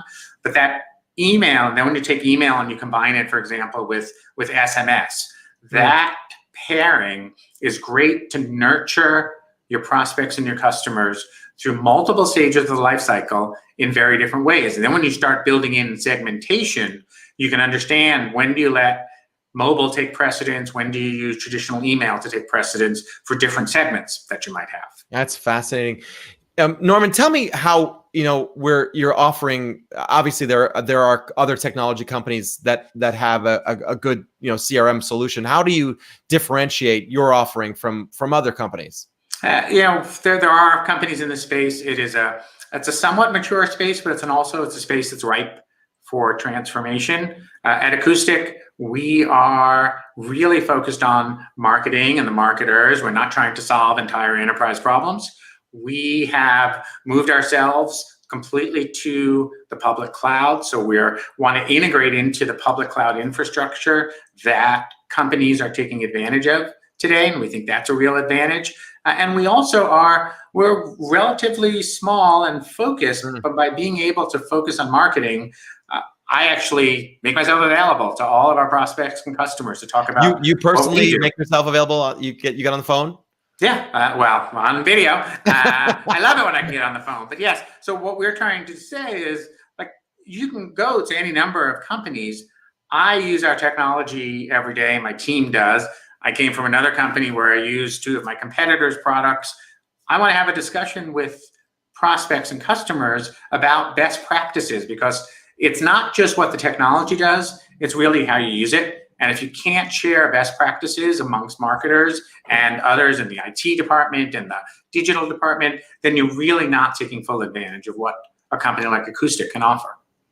It's fascinating to think about, the ways that people can use technology. I'm just curious for my benefit, what insights have you learned from in this time of working at home that you were surprised by, that you were like, wow, I didn't know I love Zoom so much. Well, certainly that. None of us knew that when we started out here. One of the things that I have learned is that we all were eager to move towards a fully digital, work at home, work anywhere you want world. Guess what? It's terrific, but there's still something missing. And the thing I've identified that is kind of missing is the ideas and creativity that can arise from spontaneity. What this universe has brought us to is everything's sort of very structured now. Even spontaneous time is scheduled and structured. And I think that has removed a little bit of the opportunity for the off-the-wall, from left field insights that marketers love so much. Oh my God, I got to tell you, I miss that off the wall moments of spontaneity and those real moments of insight. I got to tell you, Norman, such valuable lessons from both this year and what marketers can be able to do. I'm really, really excited to see what Acoustic is going to be doing into the future. I want to thank you very much for your time. Ladies and gentlemen, Norman Guadagno, the CMO for Acoustic. Thank you so much, Norman, for joining me today. My pleasure, Josh. It was great to be here.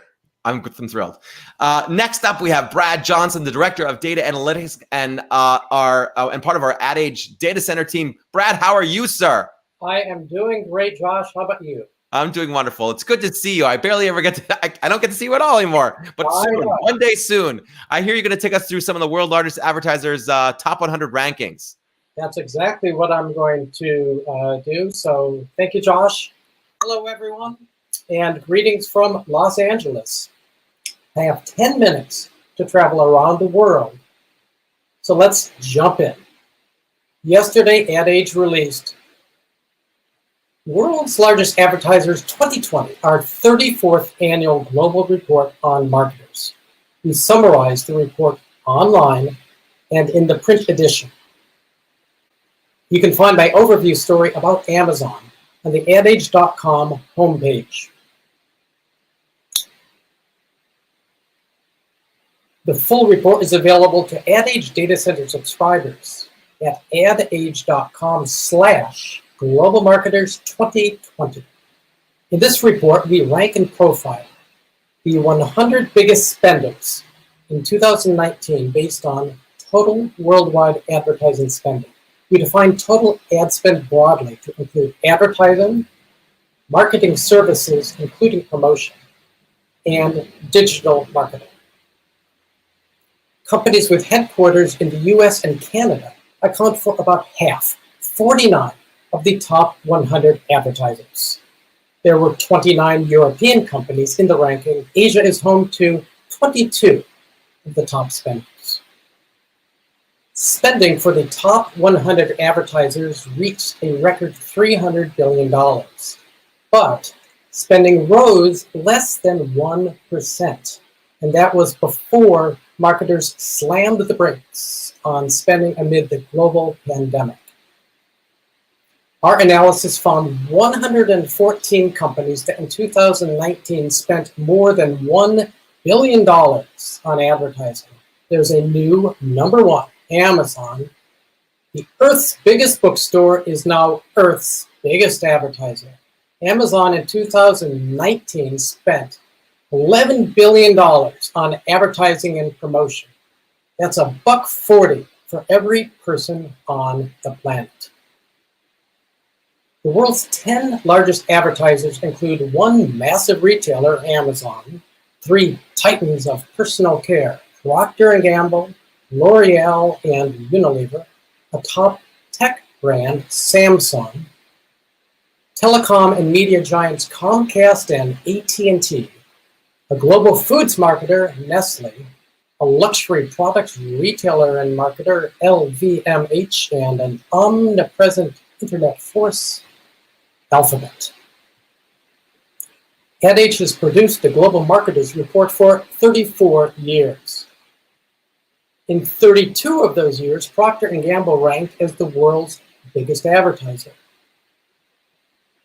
The 2 exceptions were this new report, where Amazon is on top, and 2017, when Samsung edged out Procter. 3 marketers have remained in the top 10 over time: Procter, Unilever, and Nestle. Amazon's spending has ascended in recent years while Procter's spending plateaued. To be clear, companies don't spend more to have bragging rights as advertising's top dog. Other measures, ad spending as percent of sales or other ROI calculations, are more important. Procter spending plateaued in part from the company's decision to focus on core brands and divest various businesses, including beauty products, Duracell, and Iams Pet Food. So a tighter budget is no surprise. Amazon's growth as a business and advertiser is remarkable. Since it opened for business in July 1995, Amazon has pumped $47 billion into advertising and promotion to generate $1.3 trillion in sales. The red graph shows ad and promotion spending. It's also interesting to consider ad and promotion spending as a percent of sales. Last year, Amazon ad and promotion as a percent of sales reached nearly 4%, the highest percentage since 2001. As a point of reference, Walmart spends less than 1% of sales on advertising. In 1995, khaki-wearing Jeff Bezos shuttled packages to the post office in his aging Chevy Blazer. That year, Amazon booked $511,000 in sales and spent $30,000 on advertising. In 2019, Amazon generated $281 billion in sales. It plowed $11 billion into ads and promotion, $21,000 a minute. Amazon has prospered in the pandemic with sales rocketing 35% in the first 9 months, but that doesn't mean a surge in spending. Amazon's marketing spending is up 15% year to date, primarily due to increased costs for staff involved in sales and marketing, partially offset by lower spending on marketing channels. Among the world's top 100 spenders, 56 companies increased spending in 2019. 9 boosted spending by at least 15%. Facebook led the growth, pumping up ad spending by 43%. Amazon and Chinese rival Alibaba increased spending 34% and 35% respectively. U.S. insurance sellers State Farm and Progressive were close behind in ad growth. Among the top 100 spenders, 5 marketers cut spending by at least 15%. Ant Group, which operates Chinese digital payment platform Alipay, slashed spending by 2/3, 66%. Pfizer, Coty, and Johnson & Johnson trimmed spending 15 to 16%. 6 Chinese companies made the top 100 ranking. As you can see in the right column, 5 of the 6 cut spending in 2019, a year when China's economy grew at the slowest pace since 1990. Alibaba is the largest China-based advertiser. Its spending has skyrocketed, $4.4 billion in 2019, more than 6 times its spending in 2014. So what about 2020? For the top 100 advertisers, year-to-date spending shifts have varied widely by marketer and category. No surprise that 2020 spending is down, with exceptions for advertisers that boosted spending to take advantage of opportunities amid the pandemic. Given the travails of travel, Expedia slashed spending 65% in the first 9 months. Fiat Chrysler cut spending 30%, tracking with a 32% decline in vehicle shipments. Packaged goods companies have performed well during the pandemic. They continue to pour money into advertising. Colgate-Palmolive increased spending 10%. Rising revenue doesn't always translate into higher spending. Revenue at Netflix jumped 25% in the first 9 months, but the streaming service cut marketing spending 17% and cut ad spending $327 million. Alphabet saw revenue rise 8.5% in the first 3 quarters, but Alphabet cut spending $718 million.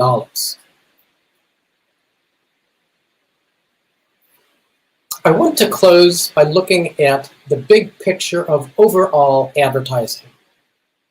For this remarkable year, the drop in US and worldwide ad spending is shaping up to be less horrific than assumed in the chaotic early days of the pandemic. The figures you see here are from Zenith's new forecast released yesterday. Publicis Group's Zenith expects worldwide ad spending to fall 7.5% this year, a smaller drop than we saw in 2009 during the Great Recession. Zenith forecasts 5.6% worldwide growth in 2021. WPP's GroupM also issued a forecast yesterday, and it's even more bullish about a 2021 rebound. GroupM forecasts that US and global advertising driven by digital will break new records in 2021. Now, I'm a bit skeptical about all of this optimism, but I tend to be cautious and questioning and contrarian. So feel free to ignore me and celebrate the new year. Think back to the dark days of early 2020. Who would have thunk the forecast for 2021 would be so curiously bright? That concludes our quick trip. If you want to dig deeper, I encourage you to check out Ad Age's complete global rankings, profiles and data at adage.com/Global Marketers 2020, part of the expanded data available to Ad Age data center subscribers. Thanks for joining me on my world tour. Now let me turn things back to my friend, EJ Schultz, for today's next and final panel. Hello, EJ. Hello, Brad. That was quite the tour. And I'm going to give you a little plug here and encourage everyone to subscribe to the data center, because you just scratched the surface there. There's plenty more interesting stuff that people can dig into. And I think this serves as a great transition to our final panel of the day as well. You're talking about how much companies are spending and what those trends are. And so we're going to talk next about sort of where they're spending their money and where they're finding success. So thank you, Brad. Thanks, EJ. And I'm happy to welcome our next group of panelists. I'm going to bring on screen Pam Forbes, who's the Chief Marketing Officer for Pernod Ricard North America, which owns Absolut Vodka and other liquor brands. Cynthia Kleinbaum, who's VP of Marketing for Walmart Plus and Walmart, as well as Angela Zapata, who is the Chief Marketing Officer for Hyundai North America. Hello there. Hi, EJ. Thanks for joining me today. Let's dig right in. Pam, I want to start with you because Pernod has sort of emerged as a leader, I think, this year in a lot of ways. You guys, in the wake of the Facebook ad boycott that was sort of dominating the ad trade press earlier in the summer, you came out with an idea that you're calling engage responsibly. And I'm going to describe this quickly, but you can probably do it more justice than I can.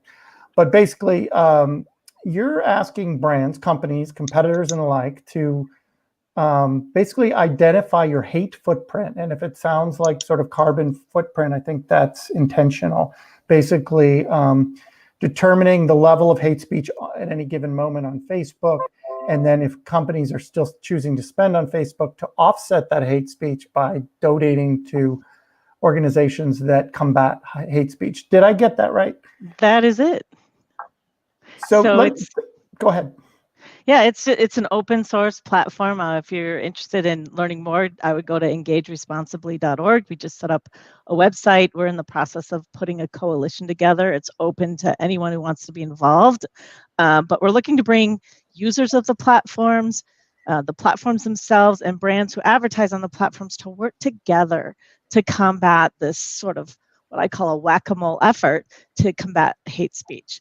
So the boycott did a lot to get the movement started, but we all were thinking, what's next? What after the boycott? What else could we be doing? How do we be more active in fighting the solution? And this is not a competitive product to the platforms. We will absolutely be marketing their own reporting mechanisms, but this gives consumers a second mechanism for brands to be involved and use our clout to measure and report on the hate speech that is on our on these platforms, and to take responsibility. The alcohol industry takes their responsibility in marketing and advertising very seriously, and these social media platforms are very important to our marketing programs, and we want to do social media marketing responsibly, and by somehow measuring our call it hate footprint, we can give an amount back to fight hate, whether it's a nonprofit that's supporting groups that are victims of hate, or other nonprofits that are also fighting hate speech online. So this is a way that we can basically walk our talk and do good. We could talk all day about this, but just one or two quick questions before we move on. But yeah. Why did you decide to give companies through this mechanism the option to make a donation rather than just say, hey, if you can't tolerate the hate speech on Facebook, just pull your advertising like a lot of them did over the summer? You can absolutely do that. I think the idea was, I imagine some people were pulling off of these platforms and maybe saving their money, maybe adding to their bottom line. Who knows? We thought, why do that? Why not give back, do good, and give back to these communities that are victims of the hate speech? And last question, how's it going? Have you signed up any brands? Yeah, it's going great. So I just want to be really clear. This is not a Pernod initiative. This is Right. an open source initiative. We're partnering with WPP. We're partnering with Salesforce. They are also donating time and effort to this effort. And it's all coming under the coalition of WFA, ANA, and GARM. It's all in partnership together. So we're working on that. What does that coalition look like? At the same time, we're building the technology builds around the website and how we can hook into all these platforms and set up the technology to allow this reporting mechanism. Angela, I want to bring you in. Sure. I don't think, what is Hyundai's attitude been around hate speech? I don't think you guys officially participated in the Facebook boycott. How have you dealt with the issue? Well, first of all, I have to say I love the Pernod idea, and I think that's fantastic. You know, we did not officially jump into the boycott, although we did turn our spend down at that time. You know, I think for us as a brand, we really leaned into what our corporate mission is, which is this idea of progress for humanity.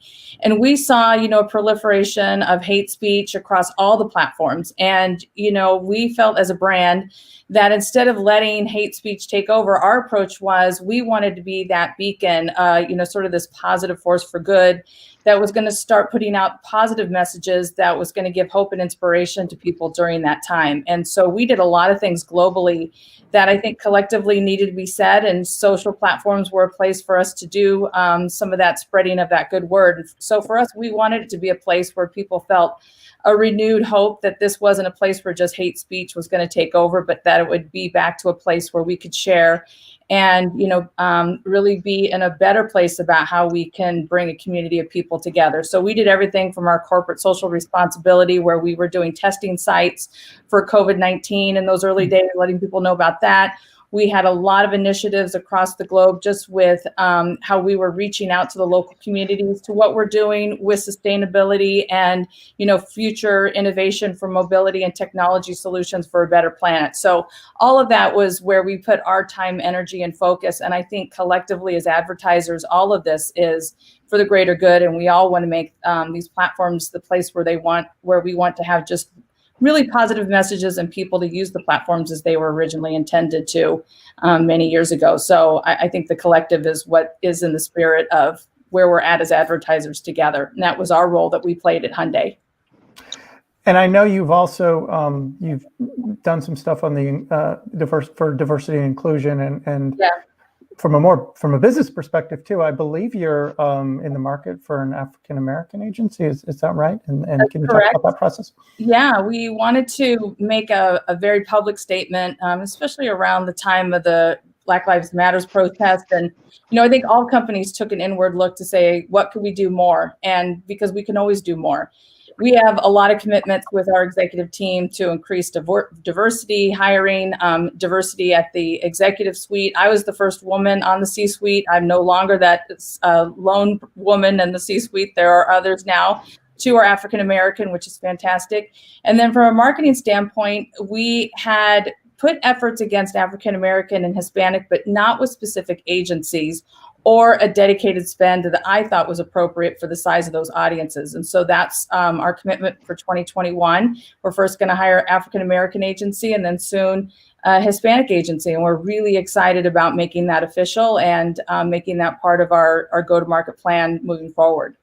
To stick with the theme of this panel, do you think that will lead to different types of media investments as well? Obviously, you're a huge brand that spends a lot on mass marketing, but we want to invest where that consumer best shows up, and that doesn't necessarily mean where the general market shows up. So yeah, it'll look a little different. We want to do specific creative, which is the whole intent for hiring a new agency, just so we get that message right, and we want to make sure that, you know, we show up in a true and genuine and authentic way. And I need experts to help me do that. So it'll be a slight turn from where we are with our general market. And again, I just think it's exciting territory for us to delve into even further.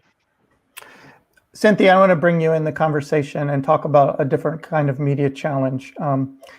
Walmart, obviously you guys sell a lot of essential goods that they're in huge demand right now as people are working from home and just wanting to stock up on everything. And I know when we talk about marketing spend for groceries and these essential goods, you have to balance kind of sparking demand while also making sure there's enough supply, right, in your individual Yes. store. So how's that change your strategy when it comes to spending media and making sure you're not, pushing demand when there's nothing on the shelf? I mean, we had to really change the ways of working for our team with COVID.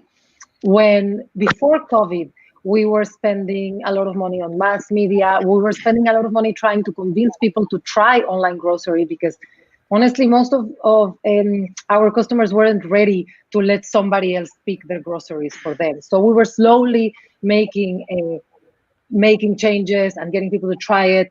But mostly we were building the category. With COVID, we had to flip the funnel and we had to start really investing more in lower funnel in capturing the demand that was already happening.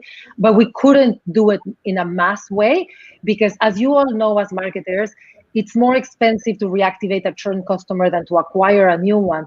So for us to acquire customers, it wasn't such a big challenge, but our stores couldn't fulfill their orders at the pace that we would be driving the demand if we were just using our budget indiscriminately. So we ended up connecting the teams much closer together, the marketing and the operations team, to really identify when can we drive demand to a store and when do we have to hold off to make sure that the customer experience was positive and that we were going to retain those customers in the long run. So we've had to change where we put our marketing dollars, and from a funnel perspective and from a location perspective.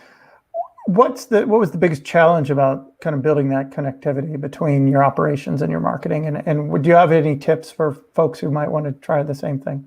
Yeah, well, I think that everybody has to identify which one is the earliest leading indicator that will tell them that a customer will churn. Of course, a bad customer experience will end up in a churn customer, or depending on how bad and how often, but ultimately that will be the lagging indicator.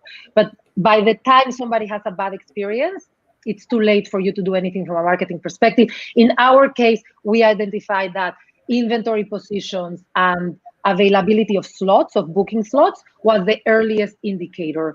And once we understood that, it was very easy to say, okay, this is the inventory position of a store, the slot capacity of the store, send traffic to that store. What did this lead you to do a lot more local advertising buys, a lot more digital advertising? How's your budget changed as a result? I mean, it moved from a lot of upper funnel to a lot of search. We also added in search the extensions of curbside pickup, contactless shopping, because people were looking for that. But definitely SEM has been the winner for when it comes to our budget. Pam, Pernod also has a unique challenge in the pandemic as an alcohol marketer.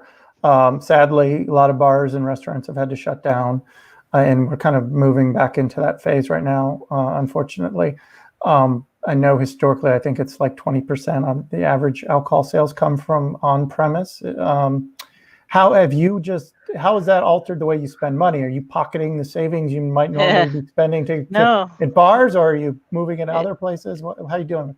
It's actually been really interesting. We, again, being where the customer is, they're moving to e-commerce very fast. They are shopping probably in a alcohol liquor store for the first time. So we do see a lot of new buyers entering the category because probably they weren't making cocktails at home. They were going to the bar for their cocktails. So we've doubled down our traditional media spend and our in-store marketing efforts, as we have also been supporting a lot of our small businesses, restaurants and bars as well, whether it's cocktails to go or it just in kind donations to some of the charities that are supporting those small businesses, because they're very important to our company. But we've actually seen quite a bit of success. We're back on television for the first time in many years with some of our brands.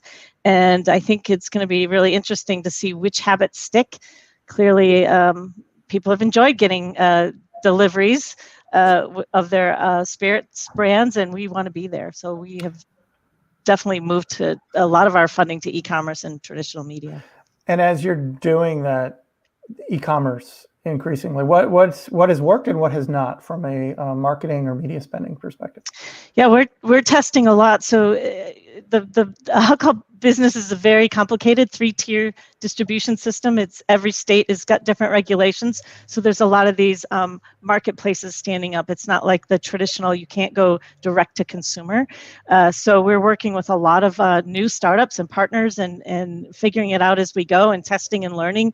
I think we're just going to see a whole new ecosystem emerge within it has emerged in 6 months, right? And so we find that big brands are doing pretty well, and we just have to be top of mind and being out in front. And so some of our biggest brands are growing faster than they have in many years. Angela, I cannot have a discussion on media spending and not ask you about the Super Bowl because I seem to ask you on a weekly basis. But as we're sitting here December 8th, and you guys are a brand that traditionally advertises in the Super Bowl, have you made a decision yet? We haven't. We're still holding. And I know it's hard for people to believe because we've been in the Super Bowl 12 or 13 years in a row. We love it. We're part of Sunday Night Football. Football is a huge place for Hyundai. The pandemic has thrown the big old monkey wrench into plans. We did turn our spend down this year for all the right reasons. And we're still moving into next year as a big spender. But, we also want to be cautious because we're not out of it. We just, everyone, I'm getting emergency alerts on my phone here in California. The state has gone into the lockdown. And so, we don't know exactly when we're going to come out of COVID. And we just want to be smart and cautious. One of the biggest things that I think we did as a company, coming straight from our CEO, Jose Munoz, was that, there's a big ecosystem of employment across the country for Hyundai between our factory in Montgomery, Alabama, and all of our dealers, almost 900 dealers across the country, plus those of us that are in our corporate headquarters. It was about keeping people employed. So, putting money to the bottom line to make sure we were fiscally healthy was really important. So we're not ready to spend that money yet. We're waiting. Super Bowl may be pushed, which actually gives us a little more time to think about it. But if it's the right thing and we feel like it's the right spot again, we will gladly go back in because we certainly love it emotionally. I think there's rational reasons that are keeping us to hedge our bets a little bit more this year. Quickly, how does that affect your creative process? And do you have something ready to go, or would you create something? We'd be ready to go with something. We've got so many product launches next year. We are not out of what to say next year. So just about that time, we'll be ready to launch our all-new Tucson. And it's a really important vehicle for us. So we have an incredible amount of creative that we could easily put on air and all of its breakthrough. So I think that could happen. But again, no commitments at this point. Sorry, we're still waiting. You mentioned sports. I want to get the opinion of everyone on you, also of everyone else on the panel on the sports landscape right now. I think both Walmart and Pernod. I'm assuming Pernod, you guys have done some sports marketing. Oh yeah. But Cynthia, what is Walmart's? I know you debuted actually your Walmart Plus campaign during the NFL. Have you found success still with the sports viewer? Yeah. I mean, we actually did something a little bit more strategic with them. We didn't just buy a spot. We bought something that we're calling like a plus up because we wanted to communicate what Walmart Plus was. And besides the ad, we got custom content. We got exclusive rights to to a new camera that gives you exclusive views, and it's called the Walmart Plus Cam. And we definitely have seen a positive reaction among the viewers of Sunday Night Football. We should back up a second for those who aren't. Describe Walmart Plus. Yes. So Walmart Plus is Walmart's first ever membership program.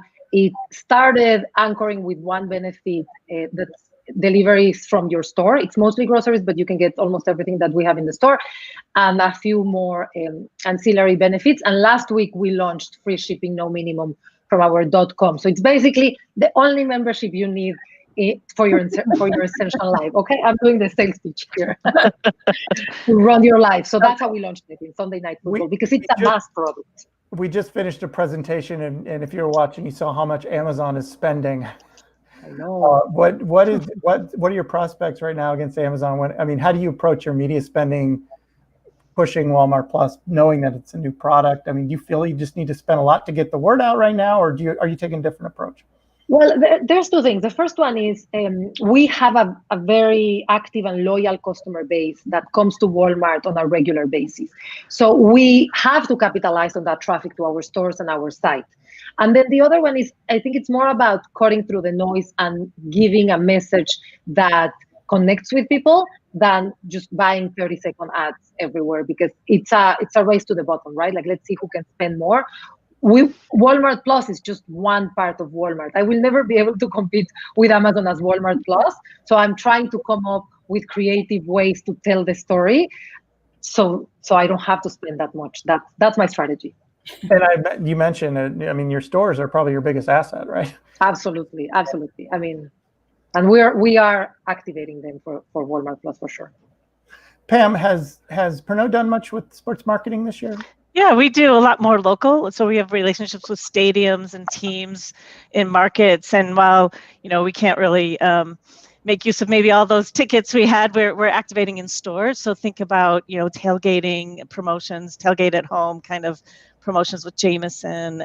So very much we get involved at the local level. And you mentioned earlier about coming back to TV for the first time, I think, in 3 years. And I want to ask you a little bit more about that. It was with the Absolute brand, and of all things, you chose to advertise around the election. Yes. Quite a way to return to TV, right? You picked a polarizing thing in 10 years and run an ad around it. Yeah. Well, Absolute has a long history of just crashing the culture and being, having a voice on important issues, long supporters of the LGBTQ community. And we started a campaign around instigation acts. And it actually started back in February, before COVID, around Valentine's Day, where we had a campaign called Sex Responsibly. And it really talked about alcohol's role in consent. That was the first one. And we followed that up with a vote first, drink second, vote responsibly. So we're, again, back on this responsible message. It's just right on message for our brands, for our company, and absolutely have the right to weigh in on this and, think about, activating the population to get out the vote. We actually have that ad. I'm going to play it quickly so people get it. It's short.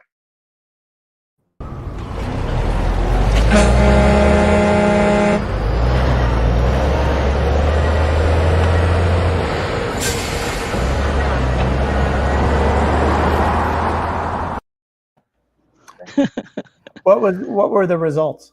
It was great reaction. We, 3 out of the 4 weeks we were on air, Absolute was growing faster than the vodka category, and it had not seen that in a very long time. So, there's something to traditional media, and I think the alcohol industry has such a relationship with, music festivals and on-premise that we've kind of walked away, I think, from some traditional media marketing and just getting, sort of back to basics. We've seen some results, and I think you're going to see more of us in the future. Does the fact that there are no festivals right now, did that kind of lead you to say, oh, where else can we spend this money and let's put it on TV? Well, it's about, as we've said, it's being where the consumer is. They're not there, right? So I'm sure we'll be back. The question is, what percentage will come back, and what percentage will we continue to be with traditional media? And I have a very big consumer insights analytics background. I'm going to let the data and the consumer tell us where they are, and we're gonna be there. Speaking of where the consumer is, Angela Hyundai, I know recently made a big podcast play with Spotify for something called My City Unlocked. Can you describe what that is? Yeah, this was for the launch of our all-new Elantra, which is a smaller sedan in our portfolio, and it's very much tuned for millennials. The car, for the price range, has incredible tech, which we know millennials love. And so, it is a different time to think differently and out of the box on where that consumer is. So we had been talking to Spotify for a long time and wanting to do something with them. And we thought this was the perfect opportunity. So we brought together 3 Interscope artists to bring to life what was their favorite parts of their hometown. And so we did it on a podcast. We also had some video, and then we had some streaming playlists for people to enjoy. You could go to a microsite or actually experience this on Spotify, which has a huge audience, perfectly tuned for millennials. So it's been interesting because the big question is, how do you show beautiful sheet metal when it's an audio environment? And so we had to bring to life the vehicle in a way that felt very organic to the way that the artists were using the car, the Elantra, in order to go around their city and share what they thought was great about it. So, it's still early days, but it's been successful, and it's definitely been worthwhile in testing this. And I think we'll continue to go deeper into the audio space. Do you, I mean, there's a couple of different ways to think about podcasts right now. Obviously, fewer people are commuting, which is where a lot of people listen to podcasts. But what made you confident that there was still going to be the reach there right now? The Spotify audience is big, and it's very committed to the use of the platform. And there's been a change, I think, as the pandemic has gone on, and people realized, gosh, I don't commute anymore, and I'm not listening to my podcasts. People are streaming and listening to podcasts and music all times of the day, and I think that's been one of the biggest changes, is that sort of scheduled time for when you listen to one type of entertainment versus another has sort of been mixed up a little bit. And people want to get back to the content that they love, and they're just doing it at different times of the day. So we're still seeing high usage of the platform, and we're seeing good results of this program in general. So again, I think it's just people, they're at home, they want content that they love, and they're going to keep going to where they find it. So, and podcast is a big area where they love that. They love podcasts. You mentioned streaming audio. I wanted to quickly ask everyone about their attitudes towards streaming video and how that's, connected TV and what addressable advertising. Cynthia, what has Walmart leaned into that much, and what have your learnings been? For sure. With Walmart Plus, we've done a lot of targeted online video and the connected devices because we have creative that is specific to each audience, and it has been more successful than just putting the same ad for everyone. That allows us to not just target it, but it allows us to also measure the impact all the way down to the conversion. So definitely successful for us.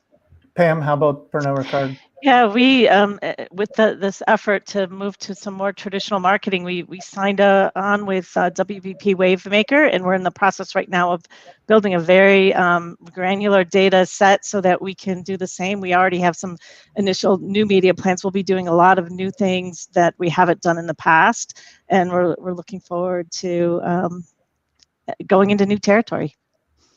Angela, how about in the automotive market? What is your approach towards streaming video right now? Yeah, we try it all, honestly. We're still a challenger brand in the US. We need to be out where big audiences are. And so for us, we love streaming. We're going deeper into it. So just like Cynthia and Pam, it's expanding territory, and we will continue to work into that, into our plan into 2021. Okay, we are out of time, but I want to thank all of you for a great conversation, and we definitely want to check in 2021 and just kind of gauge how everything's going. So hopefully you'll come back on to Ad Age soon. Great, thank you for having us. Thank you. Thank you. And so that wraps up our day. I want to really thank all our viewers for sticking with us, and hopefully we delivered you some insights as you plan for 2021, and let's hope it's better than 2020 for sure. Before I leave, I do want to thank our presenting sponsors, Acoustic, Adobe,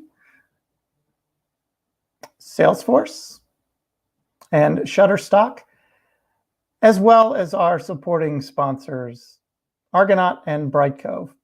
And I want to remind everyone to visit adage.com for more on all the topics that we discussed today. We'll catch you next time. Thank you.